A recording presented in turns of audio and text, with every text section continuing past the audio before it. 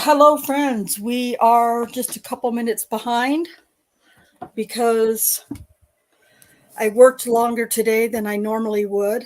And when I got home, as excited as I am, I wanted to take a nap, and I just thought, I can't take a nap. I have things to do. Um, so I apologize if you can hear me rustling things around to get my laptop situated. Um, so Susan's been in for a couple of minutes, and we've been chatting, and just before just before we started the timer, Alice popped in. So um, I will start with saying hello to Susan. And Hi, Rhonda. hi, Susan. It's great to hear Susan's voice, isn't it? Because we haven't really, she's had some technological issues lately. So, Yeah, it seems to be working okay so far today, so I got my fingers crossed. yep, you But sound great. You sound great. good, good. So, yeah, looking Excited to forward. talk about this affidavit and court Yeah. hearing, and yep. Yes, yes, yes, yes. I'm very anxious to hear everybody's opinions, everybody's thoughts and ideas.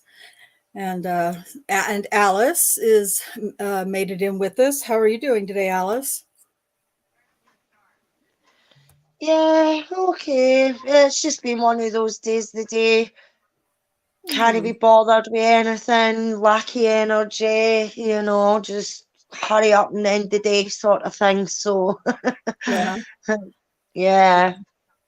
I felt that way Tuesday going back to work. I'm on the same schedule the school kids are. Obviously, I work at the school, but Tuesday I was feeling pretty good, and I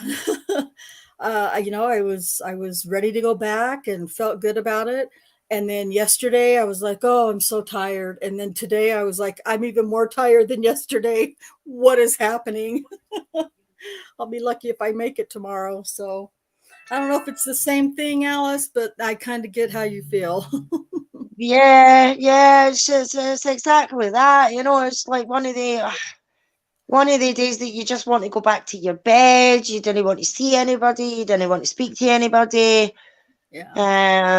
Yeah, it was just one of the days. I should have probably maybe stayed at my bed today and no bothered getting up. Oh, I feel, yeah, I wish I could have. Yeah, and I stayed in bed later. In fact, I stayed in bed so long that I had to just put a beanie on to go to work today. It's like, nope, not messing with the hair. Freshen up the makeup a little bit, put a comb through the hair, put on a beanie, good to go. So, um, case 10 says, hello, is this a ladies' aid meeting? Are men allowed? Men are absolutely allowed. You are welcome to jump in and join us on the panel too if you want, Case. That is not a problem at all. And we have, I don't recall, Cherie in the chat. I know she's working on trying to get logged on as well to join us on the panel. And Neverly is also in the chat. Hello, lovely ladies, says Neverly. Hello to you, my West Coast homie. Um, so yeah, we are going to when I scheduled today's live, I didn't expect that we were going to actually have um, an affidavit to read, or to even talk about. And this afternoon, or later this morning, when I found out that it was released, I was at work and I didn't have any way to. Well, I was trying to look for it and access it and everything, and I couldn't really just like stay focused on it. So I got into a WhatsApp group chat that we have, and I was like, if anybody can get their hands on this affidavit, please let me know and send it to me. So Cherie and Neverly both got their hands on it and emailed it to me, and I read it while I was at work. Well, a half a paragraph at a time because the students thought they needed my attention. don't know who they think they are, but That had to be so frustrating. it was so frustrating. It was so frustrating. Some things were just like really quick, this or that, but some things I had to leave the room and then come back, and I was like, where did I, and I probably read the affidavit a good 3 times by the time I finished reading it, because I couldn't remember where I would leave off. So Yeah. hi, Katie, welcome. Hello. Good to have you. I know, right, Cherie? Like, how dare you? I'm trying to read something. There was one student that was really interested in it, and I told her that we were going to read it on my channel, and I said, so if you want to hear everything that says, and you want to hear some discussion about it, I said, just join the podcast when we start. We'll be starting at 4:00 our time. And she's like, really? Yes, I want to. I don't, she might pop in. If she does, I hope she says something in the chat so I can say hello to her. But if Who not, is that's that? okay too. What's that? Who is that you're talking about? One of the students in one of my classes at work. Oh, okay. Okay, cool. Yeah, she was pretty excited about it and wanted as much information as I could give her. But again, other kids had to know, school stuff. So we didn't get to really talk about it too much. So, Hey, Katie did it. Hello. hey. So did How are you? everybody here watch the hearing today? Yes. I watched the replay. Oh, okay. No. Oh, you haven't seen it. Okay. Susan, you watched it, right? Yeah, it was short and sweet. Very short, very short. I don't know how sweet, but it was definitely interesting. Yeah. Yeah. He doesn't seem worried about a thing. No, Cool as a cucumber. yeah, Wild. he Yeah. really seems to be pretty calm and like, okay, let's do this, because I got stuff to prove I'm innocent, and we'll see. I don't know. Just reading that affidavit alone didn't look very good in his favor. So I really have the feeling that he wants to be known as a famous killer. yeah, That's just my gut feeling looking at Yeah. him. Is how I don't know. yeah, could very well be. I'm really expecting a plea bargain Oh, I don't really? think before he'll it's take all one. over. I You think he don't? wants a trial. Yeah. I think he Okay. wants to be, as famous as possible. Well, I guess he'll Who take the knows? stand then too, huh? That would Who that would knows? be amazing. Possibly. That would be really amazing. Wow, it'll be interesting to see how this plays out. Yeah, It really will. super excited. There's now. Well, we don't know what the DA is going to, put out there for a sentence if he's found guilty, because we're assuming, just like we expect, that he is innocent till proven guilty. We all have our quiet thoughts, though, that our quiet opinions that we believe in, but Well, the evidence is pretty damning. I have It's It to really say. is. It's there. pretty serious. It really Yeah. is pretty serious. Yeah. So I have to say, especially the knife sheath. I think the yeah, DNA is that was the huge. most damning. Yeah. Yeah, that was when I read that part, I was just like, I'm pretty sure I audibly gasped in the class, like, oh my gosh, because that was a pretty big deal as far as Yeah. evidence goes. Hello, Yeah. Rhonda SD, welcome. We're going to get ready to read the affidavit here in a couple of minutes. If you haven't, I know that a lot of the different news outlets are putting out, snippets of it. And all that does is, it's an insatiable thirst at that point. I don't want snippets. I want the whole damn thing. And so I've read it. I'm pretty sure, Kate, I think you said you read it. I know Susan's read it. Have you seen it or read it yet, Alice? No. No.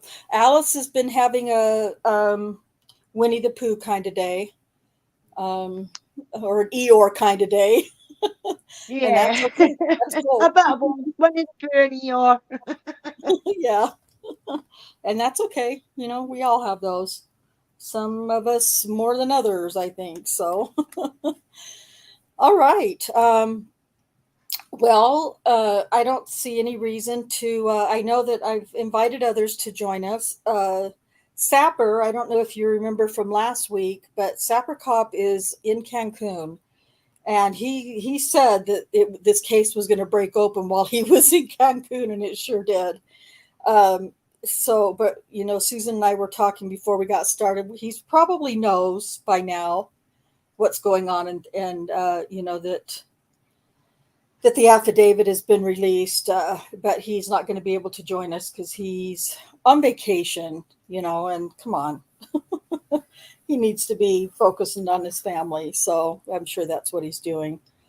Um, anyway, so Susan has agreed to help read this. It's only 19 pages long. And really, when it gets towards the end, there's a whole lot of numbers and, well, not numbers. It gives the last four digits of his phone number that it refers to many times, and streets and addresses and roads.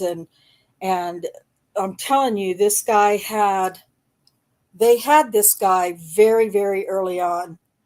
Um, you're going to Cancun on the 12th? Gosh. Or you're going to Idaho. Where are you going? Where are you Hopefully going, Case? Cancun. Hi, Cherie. Here we got Cherie with us. Oh, yay. Hi, Cherie. Yay. So anyway, we're going to go ahead and get started. And Susan has said that she'll help me read it. Susan, do you want to start? And then if you want a break or whatever, just let me know. And Sure. okay. All right, so we're going to pull this up. You can read it either from my screen, or you can read it off of your copy, whichever you prefer. But this is the Okay, yeah. 19 page. You got it? Okay. Okay, so Yeah. here we go. We're going to get started. So the page mine starts on, it says Exhibit A, Statement of Brett Payne. Yes. Is that where yours starts? Okay. Yep. The below information is provided by Brett Payne, who is a duly appointed, qualified, and acting peace officer within the county of Latah, state of Idaho. Brett Payne is employed by Moscow Police Department in the official capacity or position of corporal, and has been a trained and qualified peace officer for approximately 4 years. Corporal Payne is being assisted by members of the Idaho State Police and agents of the Federal Bureau of Investigation. Hold on one second. Oops. Okay. Are you waiting on me? Sorry. No, my, okay, on November 13th, that's where it starts again, right? Yeah. Yes. On November 13th, 2022, at approximately 4 p.m., Moscow Police Department Sergeant Blaker and I responded to 1122 King Road, Moscow, Idaho, hereafter the King Road residence, to assist with scene security and processing of a crime scene associated with 4 homicides. Upon arrival, the Idaho State Police forensic team was on scene and was preparing to begin processing the scene. MPD Officer Smith, one of the initial responding officers to the incident, advised, oh, what's going on here? Sorry, it just jumped on me. Susan, were you reading from the computer screen, from your computer screen? You know, I thought I was, but now I'm on yours somehow. Oh, okay.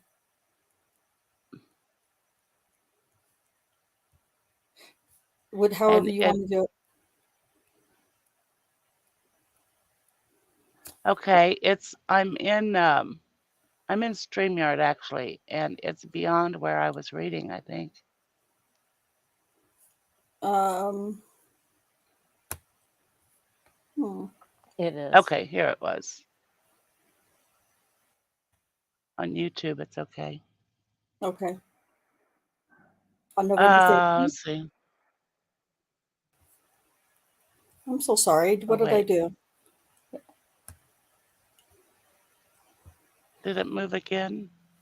It should on here in StreamYard. It's on November Okay, in 13th. StreamYard, Okay. you're back. Okay.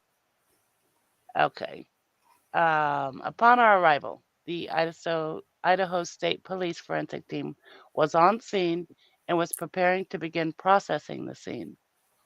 MPD Officer Smith, one of the initial responding officers to the incident, advised he would walk me through the scene. Officer Smith and I entered the King Road residence through the bottom floor door on the north side of the building. Officer Smith, so that's like the front door, right? That we see. That we see on TV all the time. Yeah. Yeah, because it's the bottom floor. Okay. Right. OFC Smith and I then walked upstairs to the second floor. OFC Smith directed me down the hallway to the west bedroom on the second floor, which I later learned through Xana's driver's license and other personal belongings found in the room was Xana Kernodle's hereafter Kernodle room. Just before this room, there was a bathroom door on the south wall of the hallway. As I approached the room, I could see a body, later identified as Kernodle's, laying on the floor. Kernodle was deceased with wounds which appeared to have been caused by an edged weapon. I think it's interesting her body's on the floor. Yeah. They heard that thud, on Yeah. the camera. Yeah. Also in the room was a male, later identified as Ethan Chapin, hereafter Chapin. Chapin was also deceased with wounds later determined. Autopsy report provided by Spokane, which has been This is, redacted. yeah, that whole thing's been redacted. County Medical Examiner, dated December 15th, to be caused by sharp force injuries. I then followed OFC Smith upstairs to the third floor of the residence. The third floor consisted of 2 bedrooms and 1 bathroom. The bedroom on the west side of the floor was later determined to be Kaylee Goncalves, hereafter Goncalves' room. Rhonda, my voice is really scratchy. Okay. I think I'm going to let you do it. Okay. All right. That's fine. Sorry about that. No, that's okay. I understand. Let's see. I'll just start right here with the paragraph. I then followed Officer Smith upstairs to the third floor of the residence. The third floor consisted of 2 bedrooms and 1 bathroom. The bedroom on the west side of the floor was later determined to be Kaylee Goncalves, hereafter Goncalves' room. I later learned from review of Officer Nunez's body camera there was a dog in the room when Moscow police officers initially responded. The dog belonged to Goncalves and her ex-boyfriend, Jack Ducour. I found out from my interview with Jack Ducour on November 13, 2022, that he and Goncalves shared the dog. Officer Smith then pointed out a small bathroom on the east side of the third floor. This bathroom shared a wall with Madison Mogan's, hereafter Mogan, bedroom, which was situated on the southeast corner of the third floor. As I entered this bedroom, I could see 2 females in the single bed in the room. Both Goncalves and Mogan were deceased with visible stab wounds. I also later noticed what appeared to be a tan leather knife sheath laying on the bed next to Mogan's right side when viewed from the door. The sheath was later processed and had Kabar USMC and the United States Marine Corps Eagle Globe and anchor insignia stamped on the outside of it. The Idaho State Lab later located a single source of male DNA, which is the suspect profile, left on the button snap of the knife sheath. Like mind blown when I read that. I was like, What? And because I'm reading from the actual document here, guys, in StreamYard on the panel, if you have K-bar, okay. Oh, K-bar, okay, thank you, Neverly. Yeah, I knew I was pronouncing it wrong. If you want me to pause and discuss something or whatever, please let me know. Or if there's a question or something in the chat, you can ask me to pause and we can try to address it. Or if anybody else is interested in reading and I can do that, then we can do that too. So just let me know, please.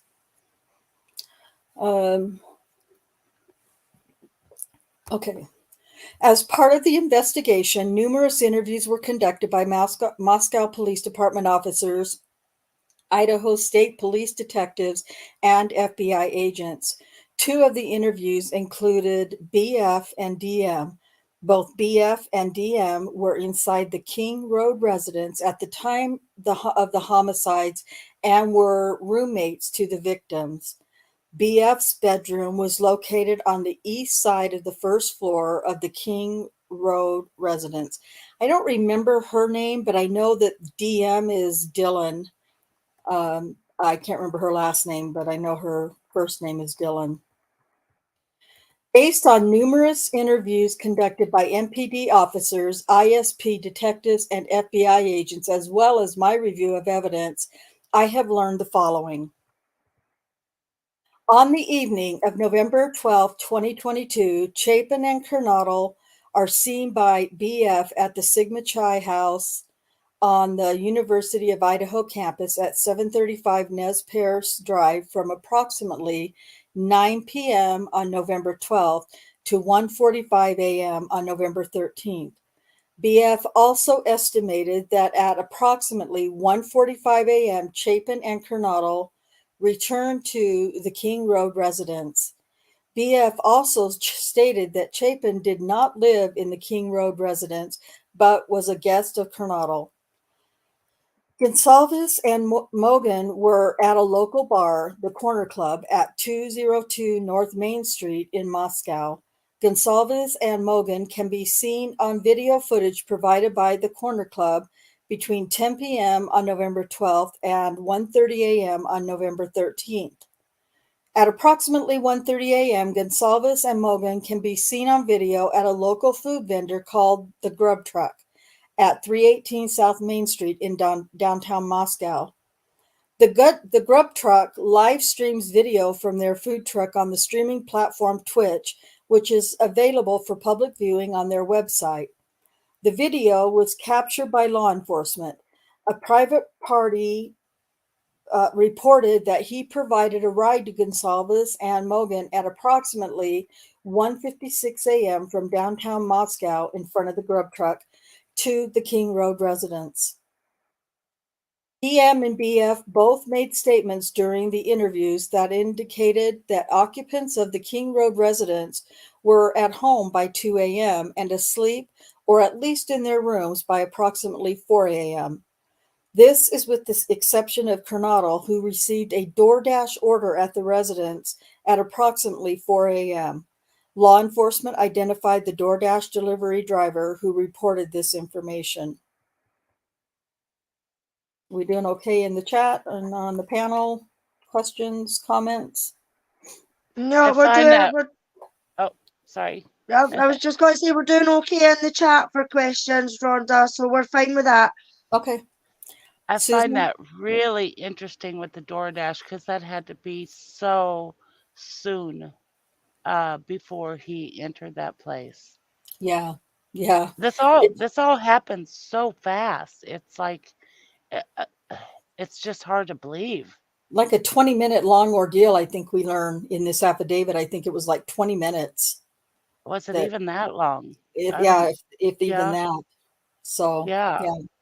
Because uh, just down below, it's like she's on TikTok at 4:12. So I mean, it had to happen so quickly. Sorry, I'll shut up. Oh, that's okay. No, I mean it's fascinating how quickly it seems to have gone, for sure. The one that got the DoorDash, who was that? Coronado. Yeah, she was at the food truck, right? I'm kind of surprised she got food. Maybe No, she didn't. that was Gonsalves, Kaylee Gonsalves, and Madison Mogan that were Oh, at the food okay. truck. Okay. All right. Coronado That is makes sense. Chapin's, Okay. I guess, girlfriend. That makes sense. Okay. Yeah, he had to be so close by, or Yeah, it's insane. Okay. yeah, just chilling. DM stated she originally went to sleep in her bedroom on the southeast side of the second floor. DM stated she was, so she says, it says originally went to sleep, and I tried to figure out throughout the rest of this if it says anywhere that she went to the other bedroom downstairs, because that's what we've always believed from the beginning, was that both of those survivors were in the downstairs room. But anyway, so yeah, when it says here she Yeah. originally went to sleep, I was like, well, then at what point did she go downstairs if she did? Yeah. That's interesting there. They're kind Yeah. of, yeah. So DM stated she originally went to sleep in her bedroom on the southeast side of the second floor.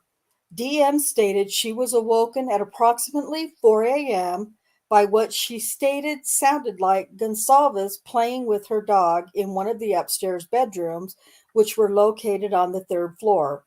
A short time later, DM said she heard who she thought was Gonsalves say something to the effect of, "Oh, there's someone here." God, that just makes my blood run cold. Oh, there's someone here. She thinks that's what she heard her say. A review of records obtained from a forensic download of Cornado's phone showed this could have also been Coronado, as her cellular phone indicated she was likely awake and using the TikTok app at approximately 4:12 a.m. DM stated she looked out of her bedroom but did not see anything when she heard the comment about someone being in the house. DM stated she opened her door a second time when she heard what she thought was crying coming from Cornado's room. DM then said she heard a male voice say something to the effect of, quote, "It's okay, I'm going to help you," end quote.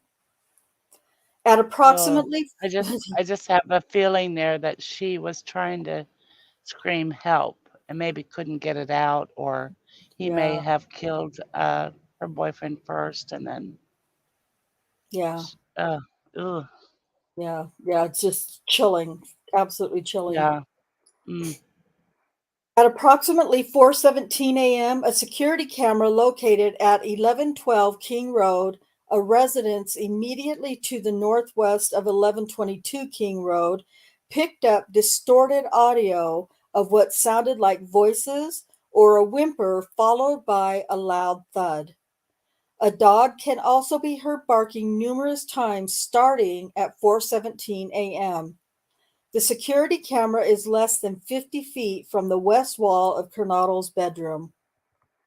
That's DM's, really quite amazing that yeah, being that far away that picked that up. hmm yeah, I thought so too. Amazing and chilling at the same time. Yeah. DM stated she opened her door for a third time after she heard the crying and saw a figure. This is really chilling, you guys. If you haven't read this part or heard this part Ugh. yet, it will give you chills. She opened her door for the third time after she heard the crying and saw a figure clad in black clothing and a mask that covered the person's mouth and nose walking towards her. DM described the figure as 5'10" or taller, male, not very muscular but athletically built with bushy eyebrows. The male walked past DM as she stood in a frozen shock phase. The male walked towards the back sliding glass door. DM locked herself in her room after seeing the male. DM did not state that she recognized the male, This leads investigators to believe that the murderer left the scene. The combination of DM's statements to law enforcement, reviews of forensic downloads of records from BF and DM's phone, and video of a suspect video as described below leads investigators to believe the homicides occurred between 4 a.m. and 4:25 a.m. During the processing of the crime scene, investigators found a latent shoe print. This was located during the second processing of the crime scene by the ISP forensic team by first using a presumptive blood test and then amino black, a protein stain that detects the presence of cellular material. The detected shoe print followed a diamond the detected shoe print showed a diamond-shaped pattern similar to the pattern of a Vans type shoe sole just outside the door of DM's bedroom, located on the second floor. This is consistent with DM's statement regarding the suspect's path of travel. As part of the investigation, I'm kind of confused on this. That he walked past her. I mean, wasn't he like across? The other people were across from the bedrooms were like across from each other. Like was he like coming up the stairs from the lower floor maybe and walked past her? I don't know. You know what I'm going to have to work on trying to find a blueprint of the inside of that house. Yeah. So that we can, have a frame of reference of what they're talking about, because it is confusing for sure. Yeah. Uh-huh. So, yeah. We'll work on that. Or if anybody in the chat is good at finding that kind of stuff, we'd like a blueprint of the inside of this house. So, I mean, see the lassie that we're talking about, this DM, is she a survivor? Yes, she was one of the survivors. Her first name is Dylan. I can't remember her last name or the other girl's first and last name. So he's walked right past her after killing the other four. Evidently, yes. And to me, that sounds like it was that was a targeted attack. Because if he was on a killing spree and he killed the four, why leave her alive? You know what I mean? As soon as he knew that she was there, why no? I mean, I'm glad, I'm happy, I'm thrilled that she survived. I mean, by God, what's gone through that lassie's head right now must be so enormous. Yeah. And I wouldn't be surprised if the poor thing's sedated quite a lot, But to me, that's strange. I mean, that sounds like it was more of a targeted attack. Right. Could it be that he was maybe her stalker, one of the lassie's stalkers? Because I know that there was reports that one of them was supposed to have a stalker or something like that. That just seems so, and it lighten it up. Well, no, lighten it up a wee bit, but it's funny how, as an outsider looking into America, right, the hoo-ha that you did about wearing masks during fucking COVID and everything like that, you know what I mean? But they're quite happy to wear a mask if they want to do an insurrection at the fucking Capitol so that they can't be recognised, or they wear a mask because they're committing a crime. You know what I mean? It's like, what? I mean, surely wearing a mask, period. You know what I mean? So just to try and bring a wee bit more light into it, you know what I mean? You complain about it during a bloody pandemic, but they're quite happy to do it for a insurrection and stuff like that, you know what I mean? So yeah, well, and it doesn't state either if it was that kind of a mask. I mean, it could have been, like a ski mask that only shows, that covers the nose and the mouth and the chin and everything, but only shows the eyes. Yeah, It like a just, balaclava. yeah, and it doesn't differentiate that, as far as I can remember anyway, in this affidavit. Yeah, Um, no, just like a wee chuckle when he says he was wearing a mask, and I was like, for fuck's sake, did anyone to wear a mask when there's a pandemic that's fucking killing thousands of people, but they'll wear a mask to hide their face when they're committing a crime? Fine, yeah.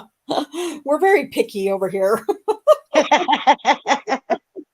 We're picky and pick and choose. Um, Kay, did you want to say something? I thought I saw you unmute. No. Okay. Case, no, the house wasn't lit. To my knowledge, there were no lights on in the house. It doesn't say. But it doesn't say, but yeah. I wouldn't think there would be. Yeah, But I definitely don't think it was fully lit, because everybody was allegedly in bed at the time, allegedly. Right. So, but I don't know that for a fact. More will come out as the days go by, I have no doubt. Little Oh, Barb yeah, says, I was just going to say that, Rhonda. Yeah, little Barb. yeah. She says, check out Gary Hughes Investigates. He built a model of the house and he maps out everything. I am subscribed to Oh, Gary Hughes, so I guess I'll have to check and look at it. I haven't really watched very much else on the case, as far as other YouTubers go. I just kind of, what I'm seeing in the interwebs. So,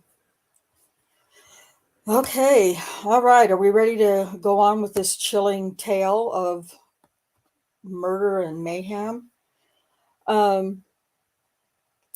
As part of the investigation, an extensive search, commonly referred to in law enforcement as video canvass, was conducted in the area of the King Road residence.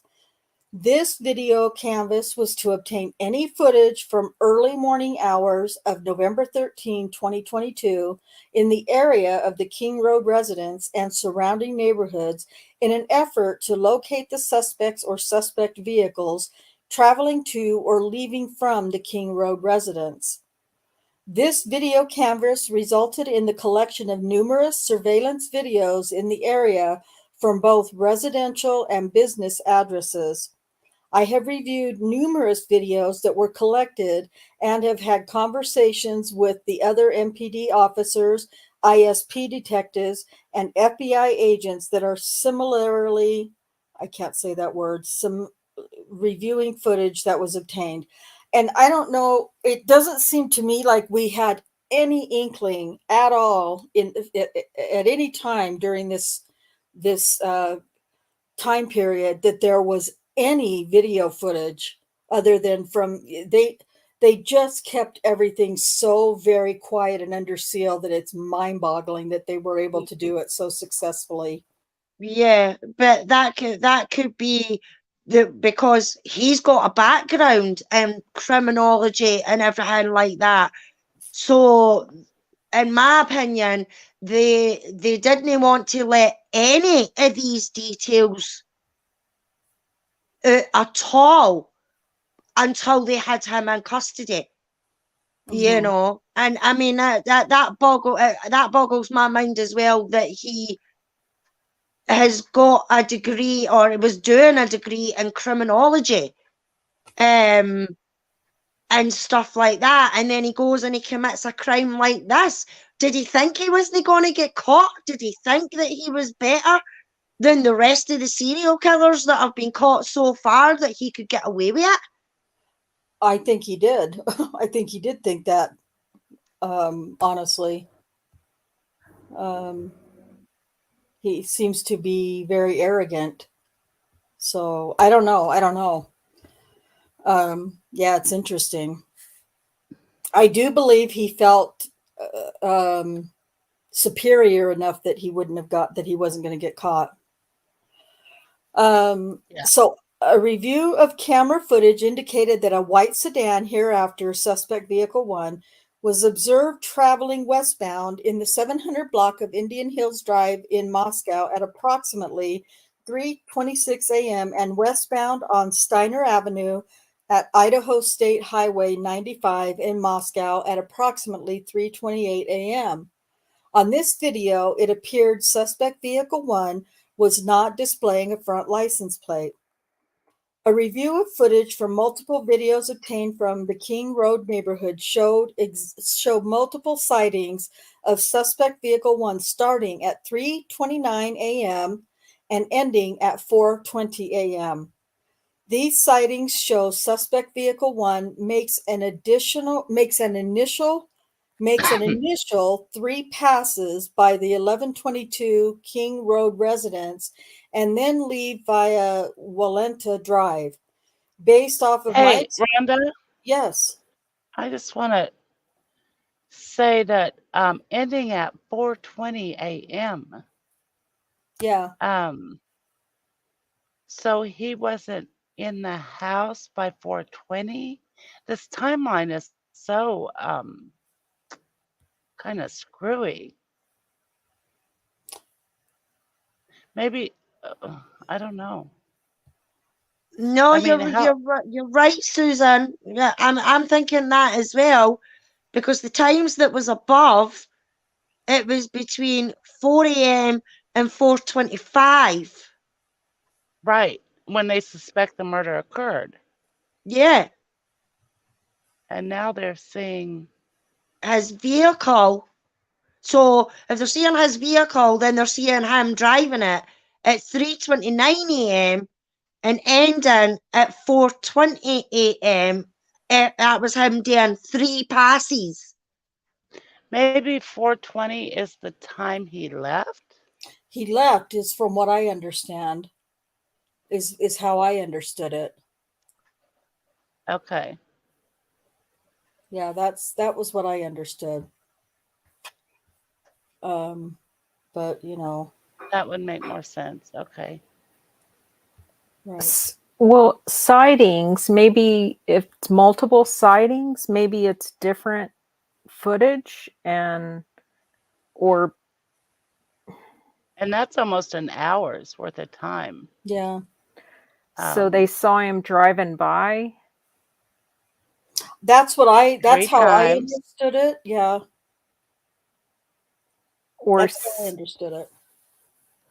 or someone drove by and saw his car in the air. I mean, I don't know. Ugh, Entered a 4th time at approximately 4:20. 4:04. Yeah, well, it's saying multiple videos. A review of footage from multiple videos obtained from Kings Road neighborhood showed multiple sightings of the suspect vehicle starting at 3:29 a.m. and ending at 4:20 a.m.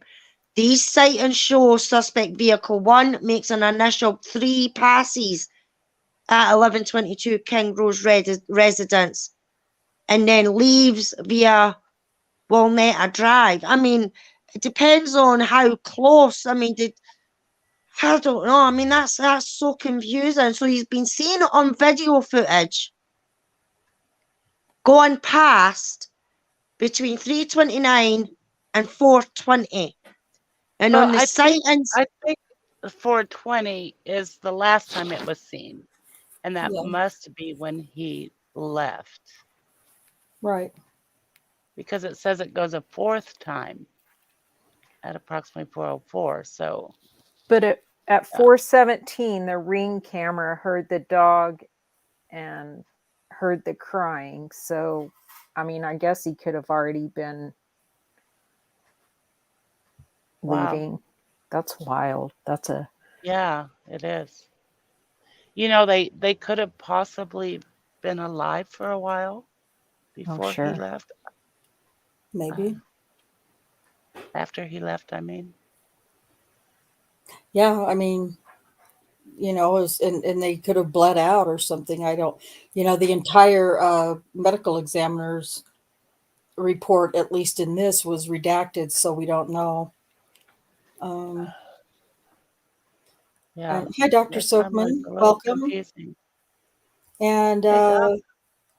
looks like also, I think a few more dropped in. I think I saw JD and Andy B and Millbilly and Little James. Barb and Nan's Life says, oh, and Mystic Jinx. They had, I think, more than one car seen on some of the videos, so maybe they weren't suspect. Maybe they were suspect too, but ruled out. That's what I was thinking. Jinx, Because one of the cars would have been the DoorDash driver, I the guess. DoorDash driver, yeah. Yeah. And at Yeah, that time, they could have, they still didn't know, and maybe they thought it was possible there would be more than one, but they wanted to narrow it down to suspect vehicle 1 just in case a second one pops in later. I don't know. But yeah. So Neverly says, so if the food was delivered at 4 a.m. and she was alive and he left by 4:21, that's awfully short time for 4 killings. Well, the other 2 girls could have been dead upstairs already on the 3rd floor. They could have already been dead. Yeah. Possibly. And then he gets a knock, knock, knock on the door from the DoorDash guy, and he's like, well, shit, now I got to pause for a minute. I don't know. It's really That's hard possible. to say. Yeah. Super hard to say. So, Yeah, yeah. maybe that's why they say between 4 and 4:25. Well, Mm-hmm. 4:25 doesn't make sense. I don't know. But Yeah. yeah. Well, it goes into a lot of twisting and turning and driving and parking and 3-point, all kinds of it's going to get even more confusing the more we read on, if I recall from reading it earlier. Yeah. Because it gets pretty involved. And because none of us have a frame of reference of where any of this is, it will be even more confusing to us. I plan to try to work on making a map, my own Google map of all of this, though. Oh, you're good at that. Yeah. I love it. You have some experience there. Yeah, so I'm going to try to work on that this week or over the weekend and see what I can come up with too, and maybe that will help give us, those of us who have no idea about this area, maybe we can get a better visual of what's about to come. So okay, 4:20 a.m. Let's see, I'm trying to remember. Based off of my experience as a patrol officer, this is a residential neighborhood with a very limited number of vehicles that travel in the area during the early morning hours. Upon review of the video, there are only a few cars that enter and exit this area during this time frame. Suspect vehicle 1 can be seen entering the area a 4th time. Wow. A 4th time at approximately 4:04 a.m.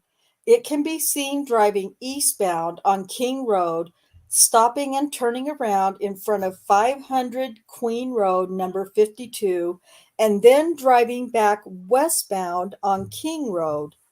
When suspect vehicle 1 is in front of the King Road residence, it appeared to unsuccessfully attempt to park or turn around in the road. The vehicle then continued to the intersection of Queen Road and King Road, where it can be seen completing a 3-point turn and then driving eastbound again down Queen Road. Suspect vehicle 1 is next seen departing the area of the King Road residence at approximately 4:20 a.m. at a high rate of speed. Suspect vehicle, so we can surmise that if he was at 4:20 driving at a high rate of speed, he was trying to get the hell out of town, possibly. Why the hell would they put their time frame from 4 to 4:25 when Yeah, he's that's in a his car really at 4:04 Yeah. and 420. That's odd. Yeah. And like Neverly said, a very, very tight Oh window. my God, he Very went in tight there and window. just carved him up and fast Yeah. and just left. Just did it, That went in there and did what he planned on doing and beat feet to get the hell out of there.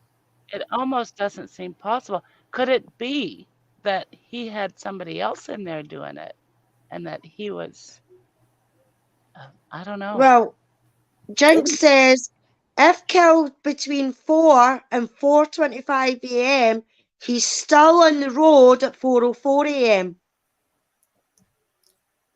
Yeah, and exactly. And he's 4 on the road at 420, shown yeah, speeding away. 4:20 he left, which is 15 16 minutes. frickin' minutes, as Jinx put it. Yeah. I mean, But if to you're Dr. sleeping and, you know, you could. I mean, it's possible, I But to guess. Dr. Silkman's point, the clocks on some of the security cameras may have been off, True. because we had True. that in Daniel's case with some things. True. Yeah, I agree, Dr. Silkman. If you're prepared, if you're pre-prepared, then you could kill the 4 victims methodically and quickly, which goes to he knew exactly who. It's possible that he knew exactly who he wanted to kill, and you know, and maybe those Yeah, other 2 were collateral damage. Who knows? But yeah, because to leave that young lassie alive and walk right past her, whether it's, you know, I don't think, sorry to say, but I don't think if he was on his way to commit the crime and she's seen him, she might not have been alive. So, in my opinion, he's targeted the one of or 2 of the others that was there. As you say, the other 2 were maybe just collateral damage. And he's done his job, so why does he need to take care of her? And if he's got a mask and everything like that, when he knows that she's not seeing his face, right. you know. So to me, it's still sounding more and more like a targeted effort, that he was going after somebody or someone's specific. Yeah, and we still don't. We probably aren't going to know anything about that, if ever. At least if we ever do, I don't think we'll know anything for quite some time if he ever talks. Perhaps Go ahead. perhaps it didn't go down as he had imagined it would, Mm-hmm. and it you know, obviously there was a struggle because they ripped his knife sheath off of him when he encounters the 2 girls in one bed. He kills one. As he's killing one of them, the other one is fighting with him. Well, they're both, yeah. I mean, whatever. Maybe he realized that they had made a lot of noise, and that maybe someone had called the police, and he just decided, time to go. maybe he just lost his nerve and realized he needed to really get out of there quickly. Yeah, could Very very well possible. be. Very well could be. Jinx says it's interesting how methodical it was if it was his first killing. I don't believe it was the first time he killed. That's just my and don't ask me why I think that. I just don't think it was the first time he killed. I don't know if he's killed more than one at a time, but I don't feel like it was the first time he's killed. But I guess we'll find out. So, okay. Did Ted Bundy have a killing in Pullman, Washington? Was there another serial killer connected to Pullman, Washington? The name Pullman sounded so familiar to me, Kay. I feel like it's Bundy. It could very well be Bundy. Could very well be Bundy. Oh, my little I grandson. thought he was more over by the coast, but I'm not sure. He was all over the place. He He was, was yeah. in several states. Yeah. Well, that's true. Yeah. Jack has just popped in to join us. Hello, Jack. Hi, brother. Hey, what's going on? Hey, Jack. Oh, we're just, reading Can some you hear me? crime stuff. Yeah, Going you sound over. really scratchy and sketchy. And Hold on a second. I'm trying to fix Okay. that. And there's Okay. an echo. Can you hear me now? Any better? No, it sounds pretty bad. While Jack is Can you hear me fixing now? his, so go ahead. Hello? Oh, come on. Oh, yeah, you sound pretty rough. While Jack is working on his sound, Jinx has a question about the sheath. Do you think that was the first room he hit or the other couple? Because why resheath it before using it again? I thought it was, I think it was, I'm trying Well, to we don't remember. really But, know which room he yeah, we was don't. in Apparently, first. I can hear you. Maybe can hear me, but I can't hear you. Oh, you can't Huh. hear us? Yeah, I agree, Jinx. It would be, he wouldn't resheath it for Let's sure. turn it up. Um, Okay, I'll come back. okay, definitely come back. Yeah, so that's definitely an interesting question, but I don't believe I believe he unsheathed it, did his thing with whoever, because he left it laying on the right side of Maddie, if I'm not mistaken. So He yeah, wouldn't have, I doubt if he would have ever even realized that that he left it. he had lost it, or he would have Yeah. gotten it, because Yeah. I wish there was more information from the girl he came face to face with if he had the knife in his hand still. Yeah. You would think he would have if the sheath was Yeah. gone. Neverly says the retired FBI profiler said the perp has had experience in using the knife. And we don't have any information that he was ever in the military or, any kind of No, a but he hunter. wanted to be in high school. He wanted to be in one of the elite forces. I Yeah. saw, and then I saw a photograph of him in like military garb and stuff. Mm. And I think that was in high school. Okay. Well, and I know he also wanted to work in law enforcement too. So I don't know what that has to do with anything, but okay. Let's get back at this crazy business. Suspect vehicle 1 is, did we already read that? Well, we're going to read it again anyway. Suspect vehicle 1 is next seen departing the area. Oh, at the very high rate of speed. Suspect vehicle 1 is next observed traveling southbound on Walenta Drive. Based on my knowledge of the area and review of camera footage in the neighborhood, that does not show suspect vehicle 1 during that time frame. Oh, I read that wrong. I'll be right with you, Jack. Based on my knowledge of the area and review of the camera footage in the neighborhood, that does not show suspect vehicle 1 during that time frame. I believe that suspect vehicle 1 likely exited the neighborhood at Palouse River Drive, and Conestoga Drive. Palouse River Drive is at the southern edge of Moscow and proceeds into Whitman County, Washington. Eventually, the road leads to Pullman, Washington. I'm going to let Jack in here real quick. Hello there. Does that sound any better? Sounds a lot better. So much better. I'm on my iPad, so hopefully it will. I've had issues with StreamYard in my iPad before, but I thought, hey, new house, I'll give it a shot. So we'll see if it works. Well, hopefully it will. I'm Sounds going to great. read. It sounds a lot better. Yeah, so it Okay. must be working well. Good. Before I go back to reading, I'll get to Nan's life. how it says, do you think the two girls were killed first? Then he realized the DoorDash delivering that potential witness was awake in the house. So that is why the boyfriend and girlfriend were killed on the second floor. That's something that, after I started trying to connect dots and things, that I thought about that.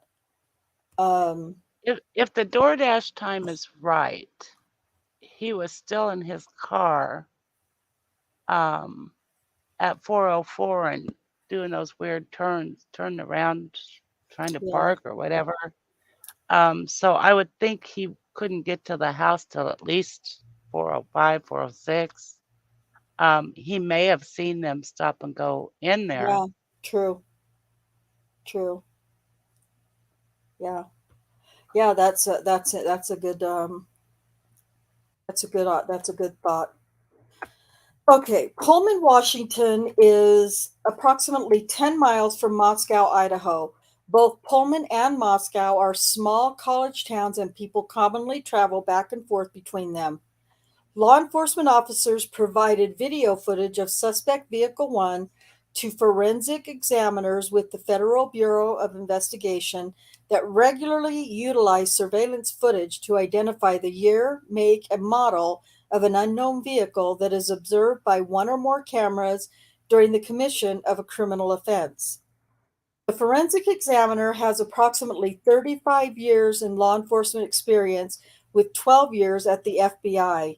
His specific training includes identifying unique characteristics of vehicles, and he uses a database that gives visual clues of vehicles across states to identify differences between vehicles. After reviewing the numerous observations of suspect vehicle 1, the forensic examiner initially believed that suspect vehicle 1 was a 2011 to 2013 Hyundai Elantra.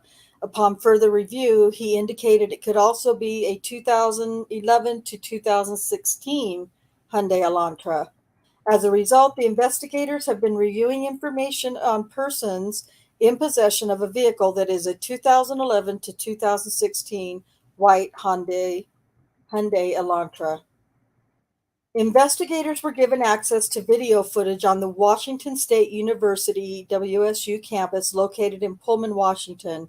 A review of that video indicated that at approximately 2:44 a.m. on November 13th, 2022, a white sedan, which was consistent with the description of the white Elantra known as suspect vehicle 1, was observed on WSU surveillance cameras traveling north on Southeast Nevada Street at Northeast Stadium Way.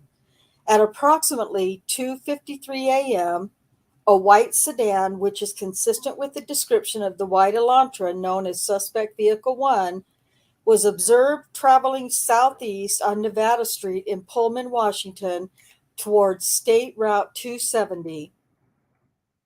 So that's just nine minutes later, right?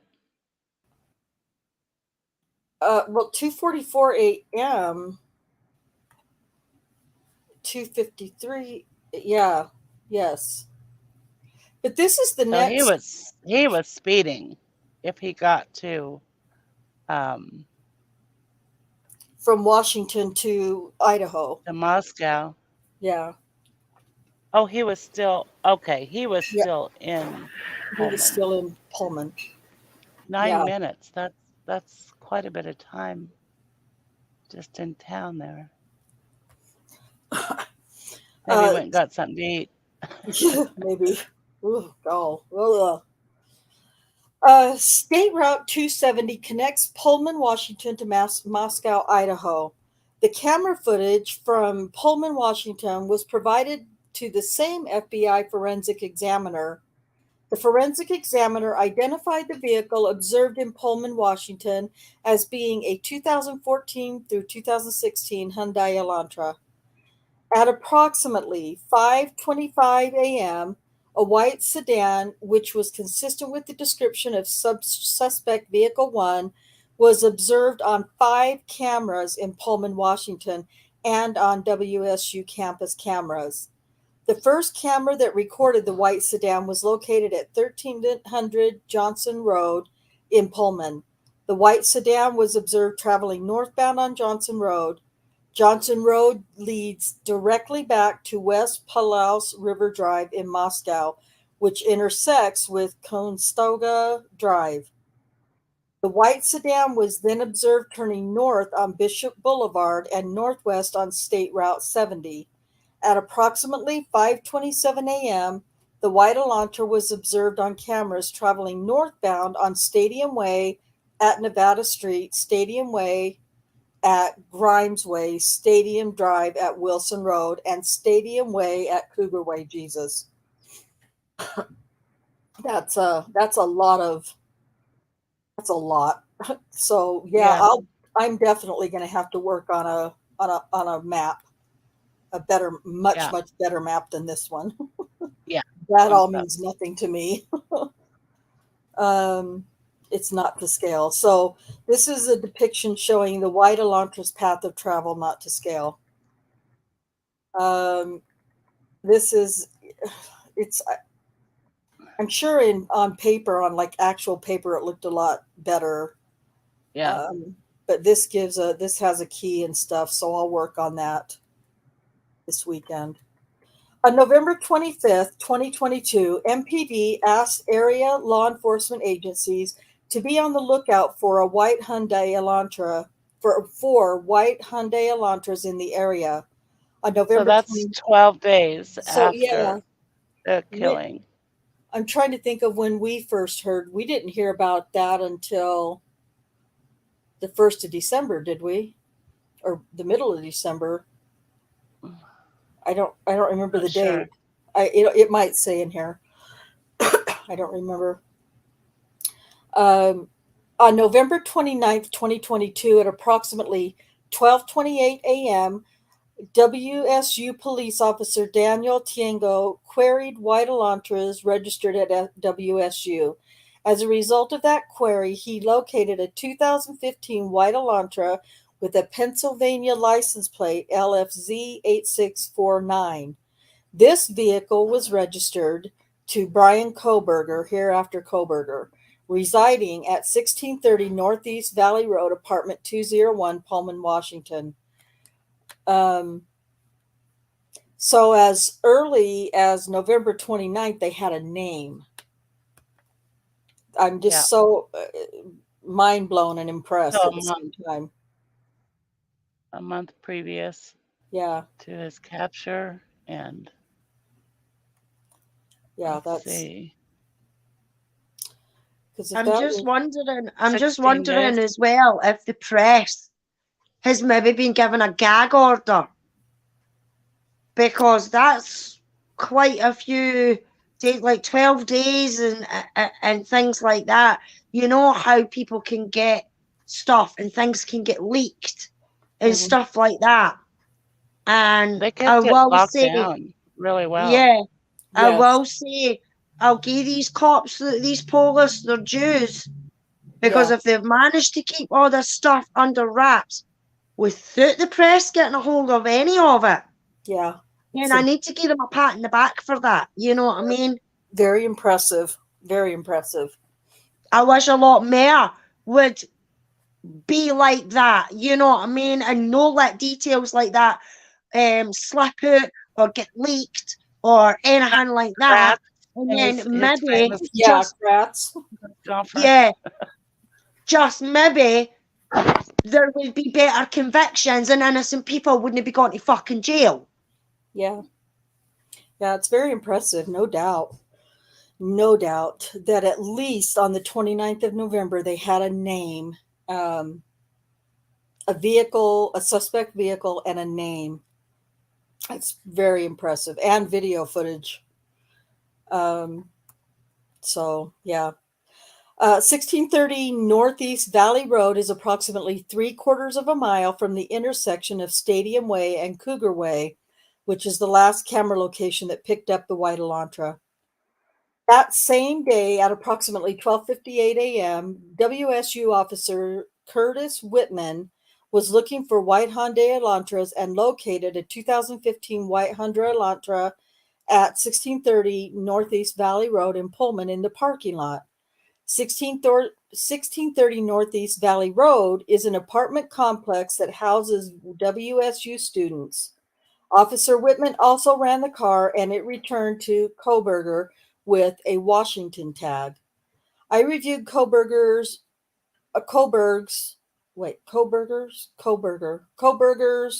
Washington State driver's license information and photograph. The license indicates that Kohberger is a white male with a height of 6 foot and weighs 185 pounds. Additionally, the photograph of Kohberger shows that he has bushy eyebrows.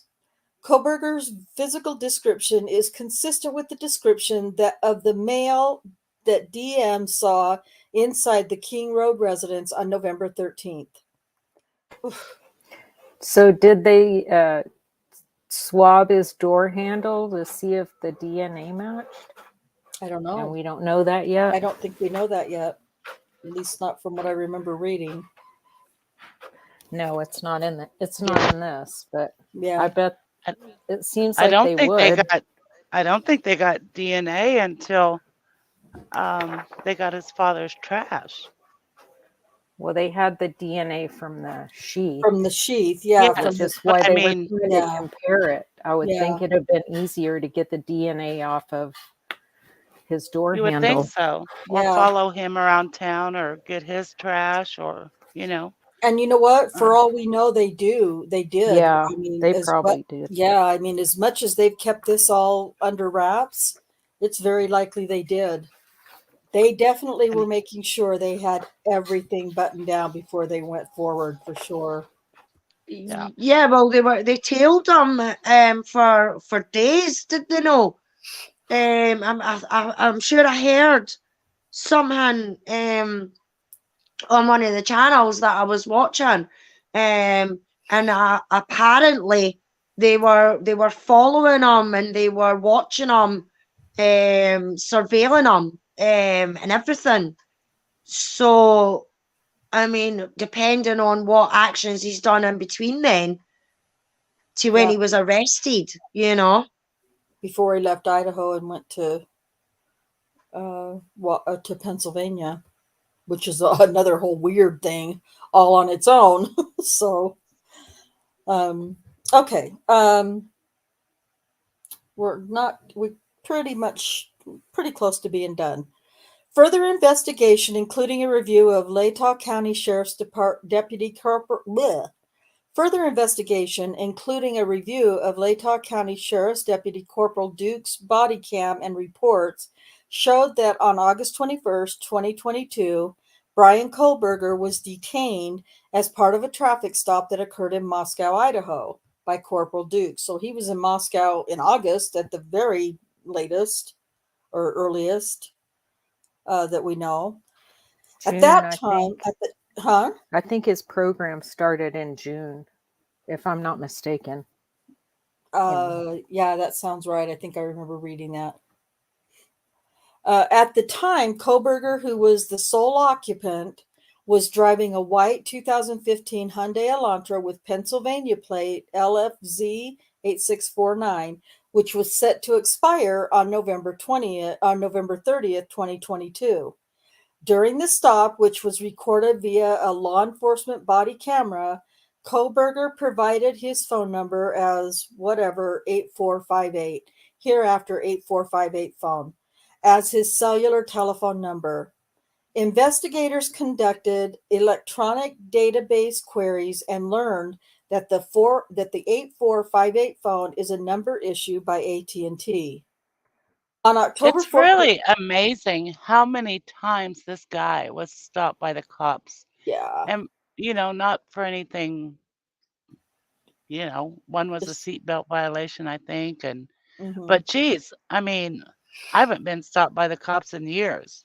He I was haven't stopped either. how many times in a during short, this less few than a months? year, and just a few Crazy. months time. Yeah, Yeah, totally. weird.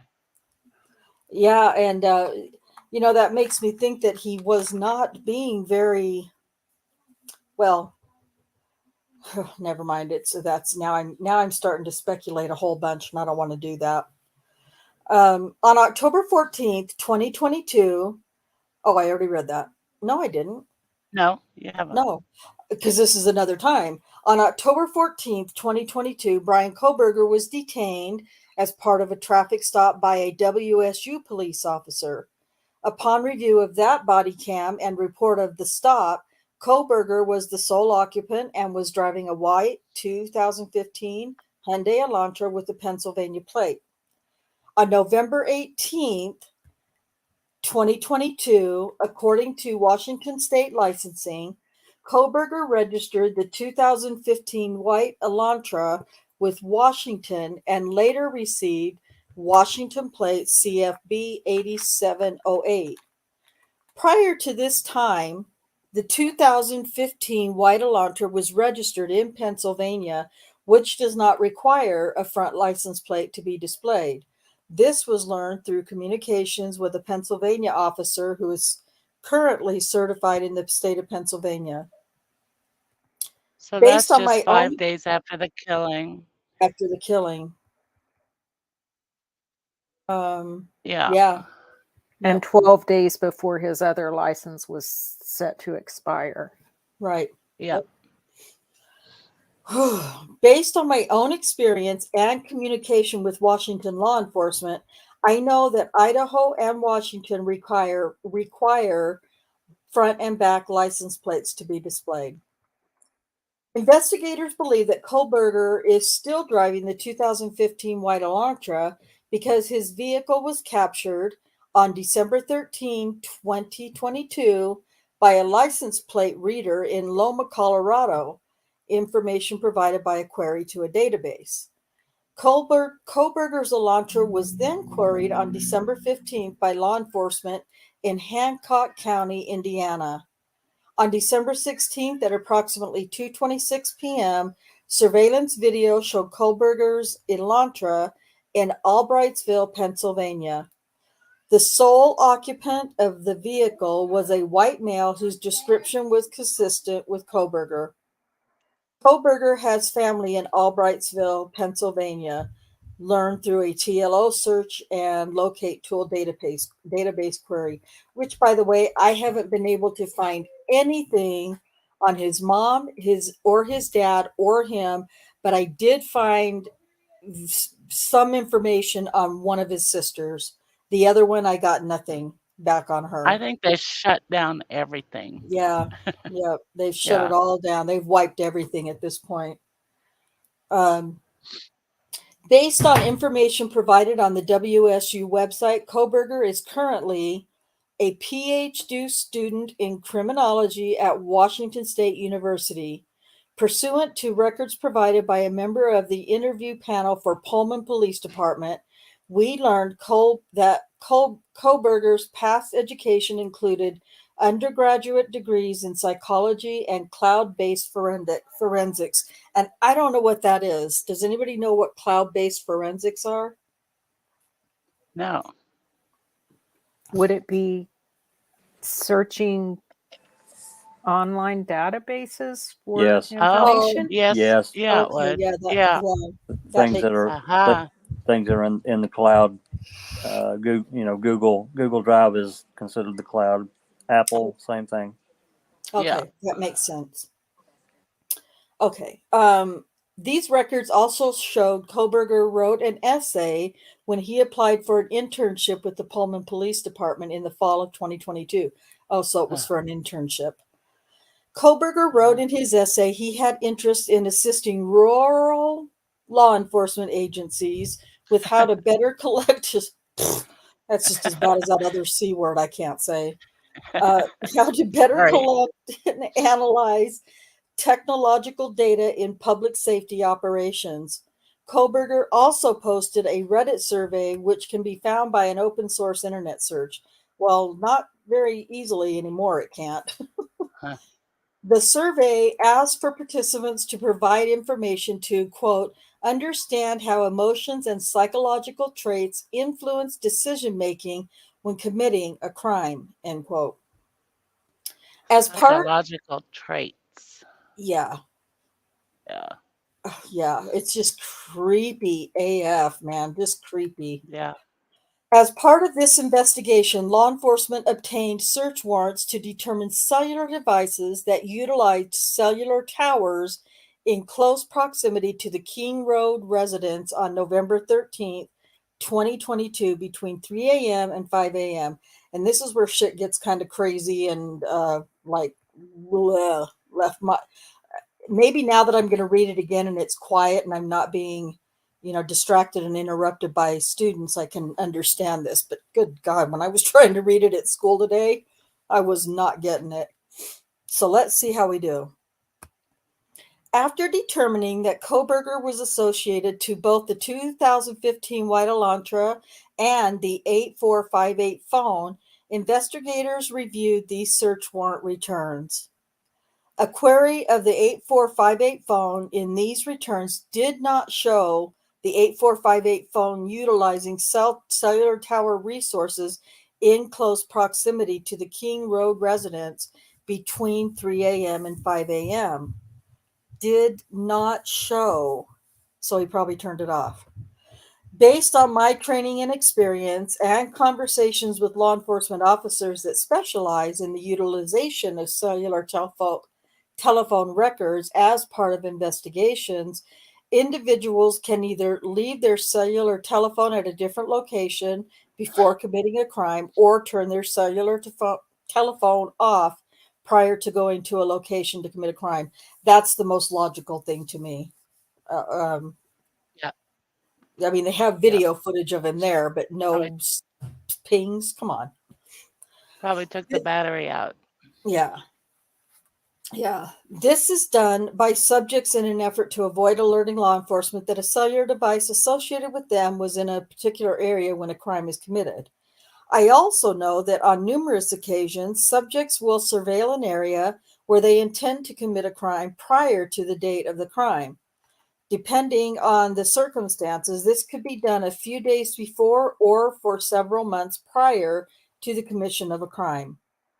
During these types of surveillance, it is possible that an individual would not leave their cellular telephone at a separate location or turn it off since they do not plan to commit the offense on that particular day.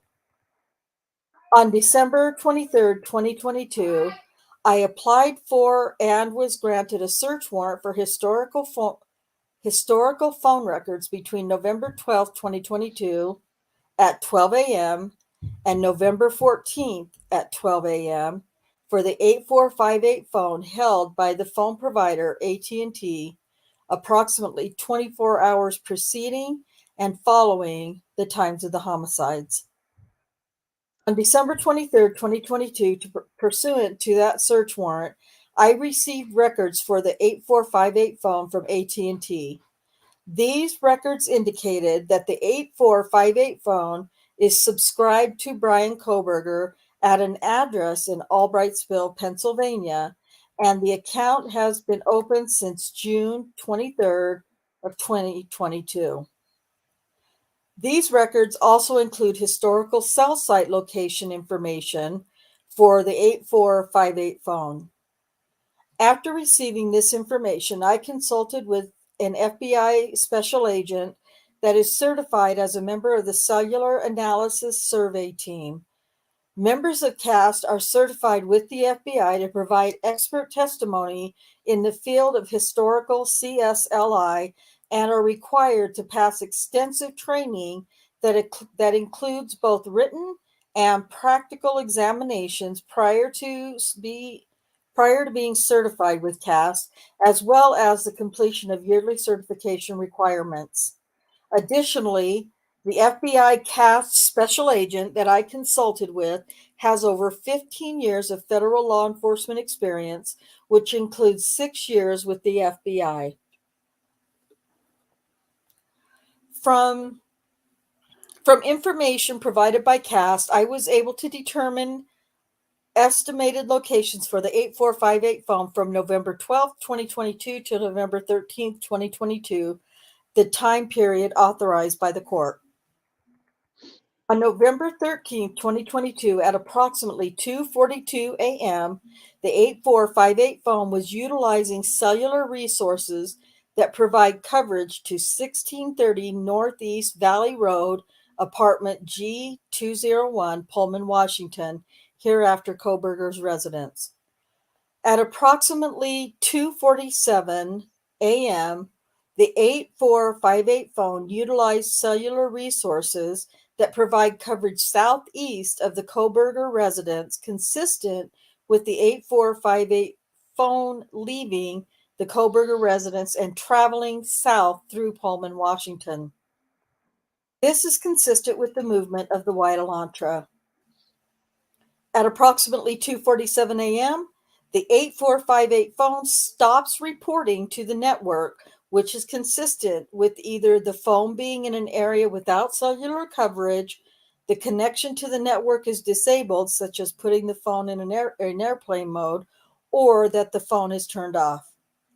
The 8458 phone does not report to the network again until approximately 4:48 a.m., at which time it utilized cellular resources that provided coverage to Idaho State Highway 95 south of Moscow, Idaho, near Blaine, Idaho, north of Genesee. Between 4:50 a.m. and 5:26 a.m., the phone utilizes cellular resources that are consistent with the 8458 phone traveling south on Idaho State Highway 95 to Genesee, Idaho, then traveling west toward Uniontown, Idaho, and then north back to Pullman, Washington. I'm wondering if he was looking for a place to get rid of the knife. Yeah. Oh, yeah. Good point. Because he was going out of his way there. Yeah, to he go did. back. Yeah. Yeah. And at what point did he discover that he'd left the sheath somewhere that he didn't know? You know? Yeah. At approximately 5:30 a.m., the 8458 phone is utilizing resources that provide coverage to Pullman, Washington, and consistent with the phone traveling back to Kohberger's residence. The 8458 phone's movements are consistent with the movements of the white Elantra that is observed traveling north on Stadium Drive at approximately 5:27 a.m. Based on a review of the 8458 phone's estimated locations and travel, the 8458 phone's travel is consistent with that of the white Elantra. Further review indicated that the 8458 phone utilized cellular resources on November 13th, 2022 that are consistent with the 8458 phone leaving the area of the Kohberger's residence at approximately 9 a.m. and traveling to Moscow, Idaho. Specifically, He went there that morning. Yeah. Also. Yeah. Where's my sheath? Where's my sheath? Where's my sheath? No, this is before the killings. The morning of the 13th. Oh, shoot. Oh, yeah. Okay. Yeah. Why? Okay. Yeah. Why are they putting this out of order in this then? Okay. Yeah. Oh, now they're. Now they're Never connecting mind. now they're connecting the phone to the Elantra. The stalking. Yeah. But it seems like they would start at the beginning. Yeah. Instead of going backwards a few days at a time. Yeah. Mm-hmm. I mean, maybe, I can't even imagine having to write this report. I'm sure I'm really a lot smarter than all these people, right? Well, we all are. It's what we do. It's how we roll. And you, me, and Cherie, we roll uphill. So, you know. Specifically, the 8458 phone utilized cellular resources that would provide coverage to the King Road residents between 9:12 a.m. and 9:21 a.m. So he was there for like around 9 minutes that morning. Mm-hmm. Yeah. Okay. The 8458 phone next utilized cellular resources that are consistent with the 8458 phone traveling back to the area of the Kohberger residence and arriving to the area at approximately 9:32 a.m. I wonder why. It's Yeah. 10 miles, right? Yeah. Yeah. 8 I think miles. that's Yeah. 8 miles or something. Yeah. Really From close. school to school. Yeah. Below is a depiction, not to scale, of the possible route taken based off of cellular site locations. This one's going to be a fun one to try to put together. It says this is a possible route based off cellular device location. And I it wonder looks if there's horrible. any water on that route. I don't know. Well, this is still So- before the killing, though. This is that morning. Oh yeah. But he has to try to figure out what you'd think if he planned this, he also planned what he was going to do with the weapon. With the weapon. Oh, I mean, yeah. wouldn't He you went to think those that? other towns in Idaho. Yeah. That was a different route, I think. I think that's where he got rid of it, somewhere on that. On this. Between 4:20 and 5:30 when he got back home. Yeah. And maybe he did see someplace in between here. Once I get on Google Earth, I'll be able to have a much better idea of what is around all of this. Investigators found that the 8458 phone did connect to a cell phone tower that provides service to Moscow on November 14th, 2022. But investigators do not believe that the 8458 phone was in Moscow on that date. The 8458 phone has not connected to any towers that provide service to Moscow since that date. Huh. I Wow. wonder. Yeah. Hmm. Staying Based on my, away. Yeah, Staying away from the crime stay scene. away from the crime scene. Based on my training experience and the facts of the investigation thus far, I believe that Kohberger, the user of the 8458 phone, was likely the driver of the white Elantra that is observed departing Pullman, Washington, and that this vehicle is likely suspect vehicle 1. Additionally, the route of travel of the 8458 phone during the early morning hours of November 13th, 2022, and the lack of the 8458 phone reporting to AT&T between 2:47 a.m. and 4:48 a.m. is consistent with Kohberger attempting to conceal his location during the quadruple homicide that occurred at the King Road residence. On December Murders, 23rd, murders occurred. It was in the middle of the night. So was it actually the 13th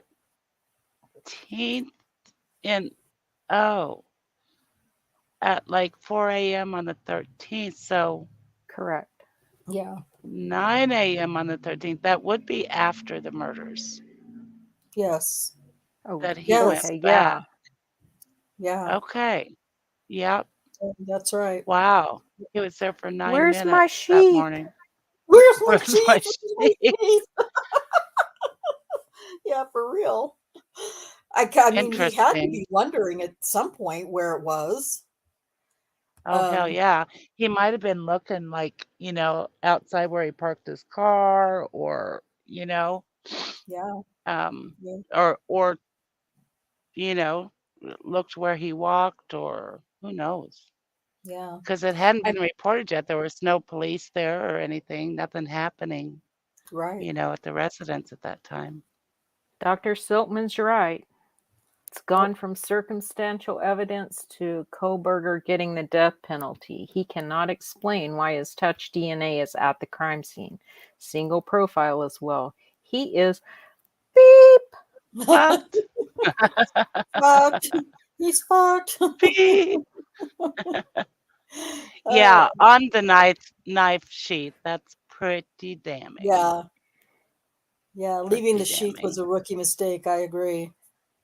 Yeah, Mhm. yeah. Can you imagine what he's been going through since this happened? just Yeah. freaking out. Yeah.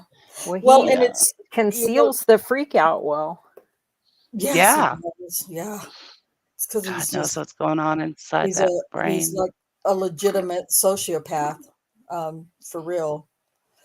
Um, and it's interesting because there's been a lot made since he's been arrested and was in Pennsylvania of him being anxious to get to Idaho to see what it is that law enforcement has. Well, now he knows. Right? Now he knows for sure. Excuse me. On December 23rd, 2022, I was granted a search warrant for Kohberger's historical CSLI from June 23rd, 2022 to current prospective location information and a pen register trap and trace on the 8458 phone to aid in efforts to determine if Kohberger stalked any of the victims in this case prior to the offense, conducted surveillance on the King Road residence, was in contact with any of the victims' associates before or after the alleged offense, any locations that may contain evidence of the murders that occurred on November 13th, 2022, the location of the white Elantra registered to Kohberger, as well as the location of Kohberger. I don't know what a pen register trap and trace is. Does anyone know? No. Okay. I have no idea what that is. On December 23rd, 2022, pursuant to that search warrant, I received historical records for the 8458 phone from AT&T from the time the account was opened in June of 2022. After consulting with CASP special agent, I was able to determine estimated locations for the 8458 phone from June 2022 to present, the time period authorized by the court. The records for the 8458 phone show the 8458 phone utilizing cellular resources that provide coverage to the area of 1122 King Road on at least 12 occasions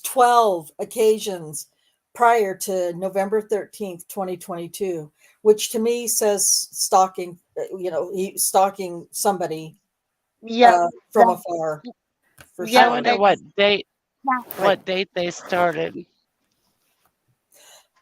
Well, date, I think they started the date that he came to town, which was in June. yeah, June, Yeah. I think June. 23rd or Yeah. whatever. June until Well, present. that's when they started the search, but it doesn't say that that it started that early. Oh, I'm sorry. What was your question? Yeah, what happened? I'm wondering when the first time they observed him there. How long before the Oh, murders? during which one of those 12 times? When was it? That first of the Right. 12? Yeah, I- okay. Yeah, I don't know.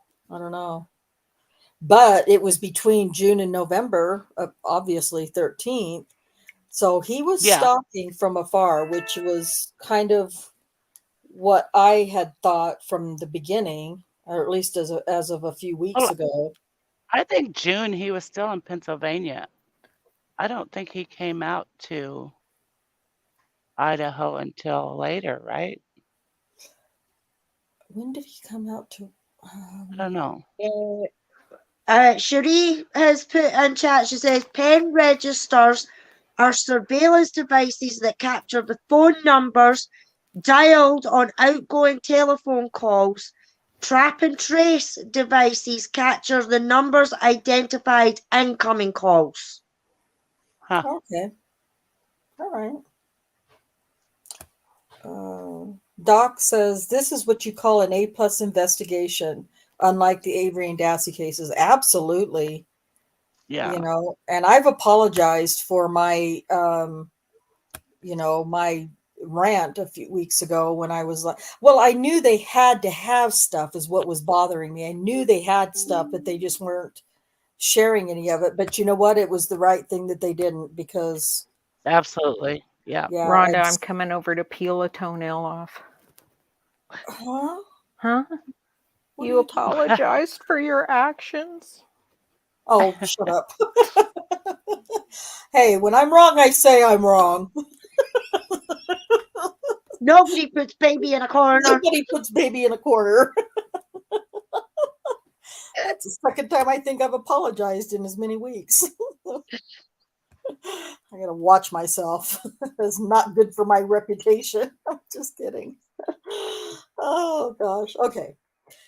Cellular Well, sorry, Rhonda, before you start again, Nan's Life says Kaylee moved into the house in August. Maddie was moved in prior. Okay. That makes sense. Just Okay. before school starts. Yeah. Yeah. Okay. All right. Thank you, Nan's Life. One of these occasions, all of these occasions except for one occur. Wait, hold on. Let me see where I missed. The records for the 8458 phone show the 8458 phone utilizing cellular resources that provide coverage to the area 1122 King Road on at least 12 occasions prior to November 13th. All of these occasions, except for one, occurred in the late evening and early morning hours of their respective days. Which one? Creepy. One of these occasions on August 21st, 2022, the 8458 phone utilized cellular resources providing coverage to the King Road residents from approximately, which date? August 21st. From approximately 10:34 p.m. to 11:35 p.m. At approximately 11:37 p.m., Kohberger was stopped, by Latah County Sheriff's Deputy Corporal Duke, as mentioned above, on the 21st. Okay, the 8548 phone was utilizing cellular resources consistent with the location of the traffic stop during this time, Farm Road and Pullman Highway. He was there for an hour. He could have walked into a party there. Yeah. On that date, possible. Yep. Or just walked in and cased the house, the inside of the house, even. Yeah. I wonder if there's a record of all the times that the police came for noise calls. Do we have that? I don't have that, but I'm pretty sure there's I saw somewhere somebody had something of at least one time. Get on it, Cherie. Yeah, I've seen two different police body cams, of two different incidents. Yeah. I don't remember the dates. Yeah, I'd love to. I We'll can't have to look remember for those that. dates. Yeah, we need to find those dates.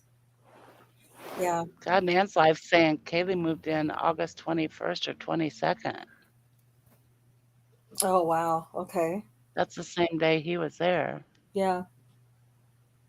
Yep, at 10:34 to 11:35. And Noise then it was complaint video on one of these days. And Shaz has joined us in chat. Hi, Shaz. Nice to see you.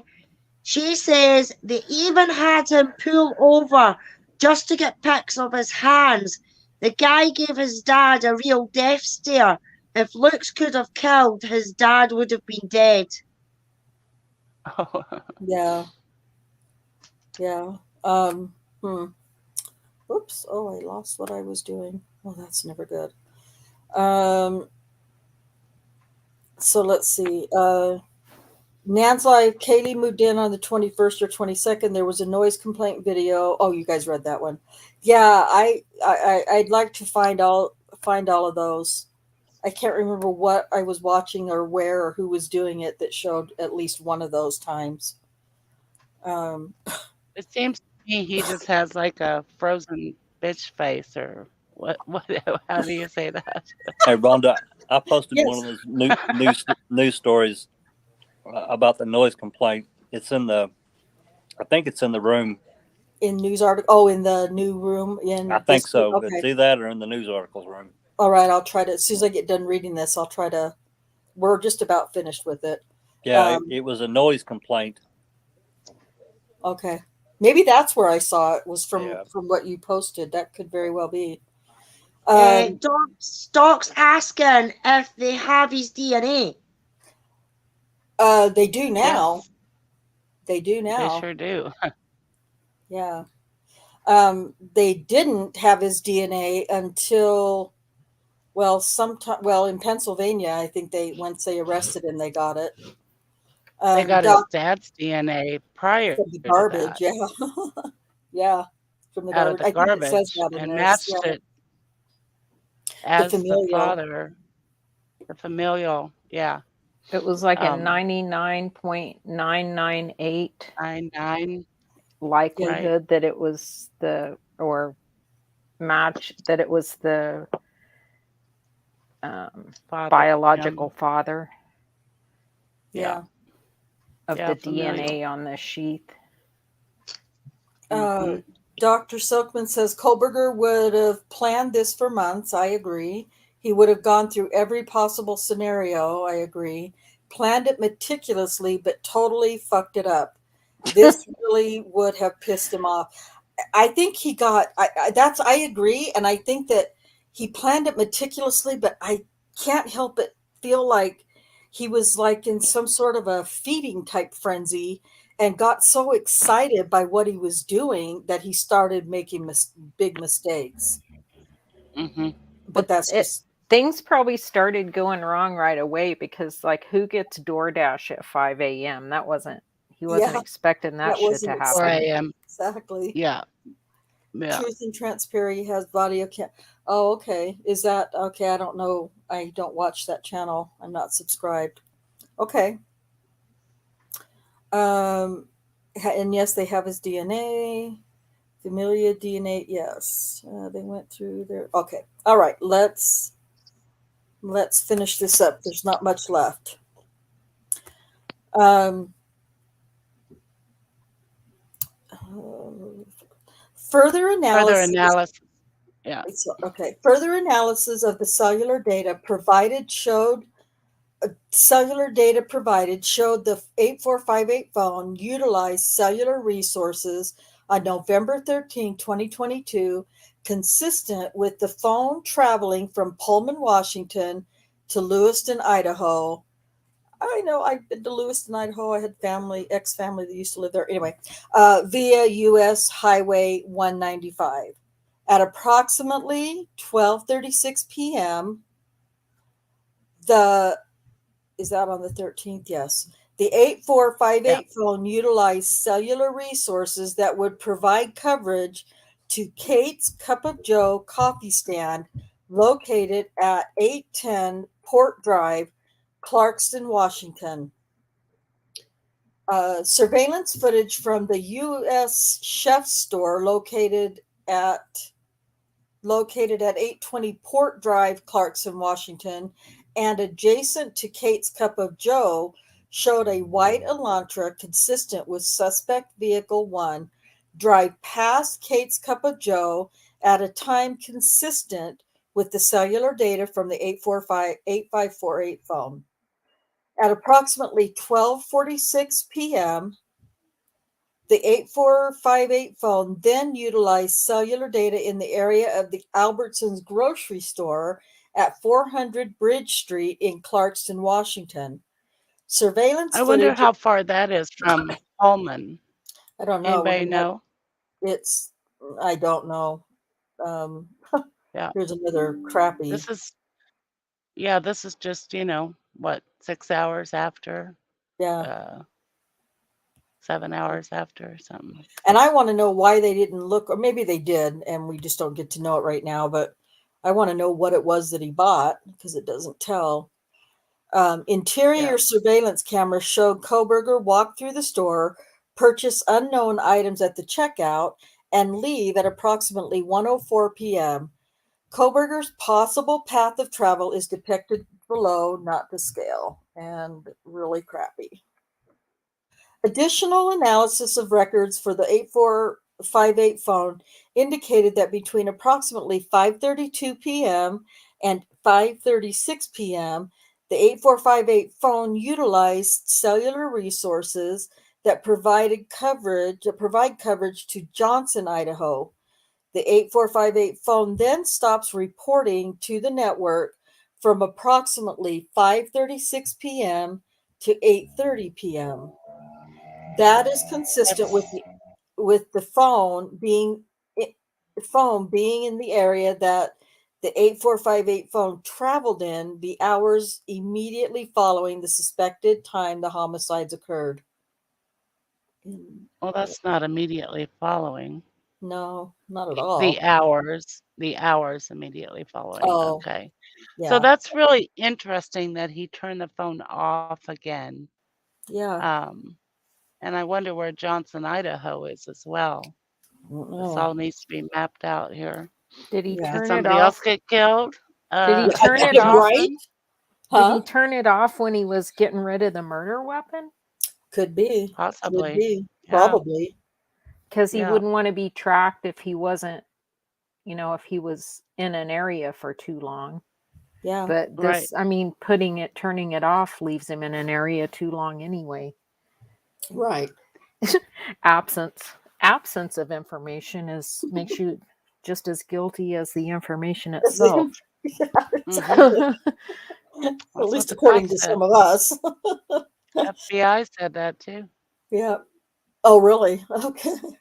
Mhm. On December 27, 2022, Pennsylvania agents recovered the trash from the Kohberger family residence located in Albrightsville, Pennsylvania.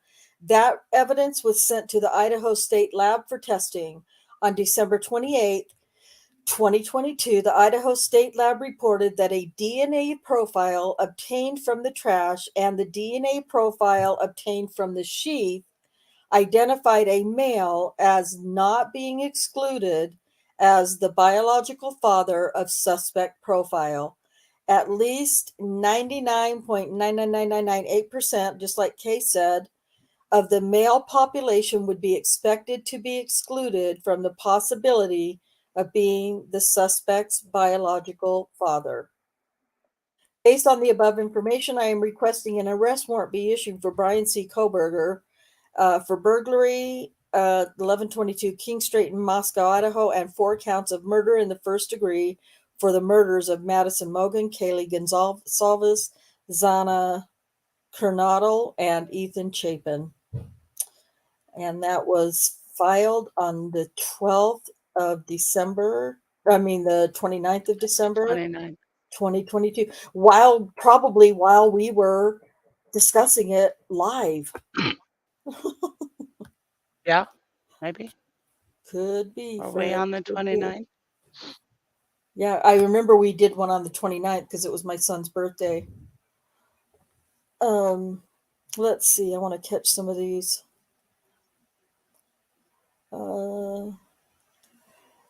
He was playing a game. He thought the cops would never catch him. Yeah, I'm sure. I agree. I just think he thought he was smarter than the cops.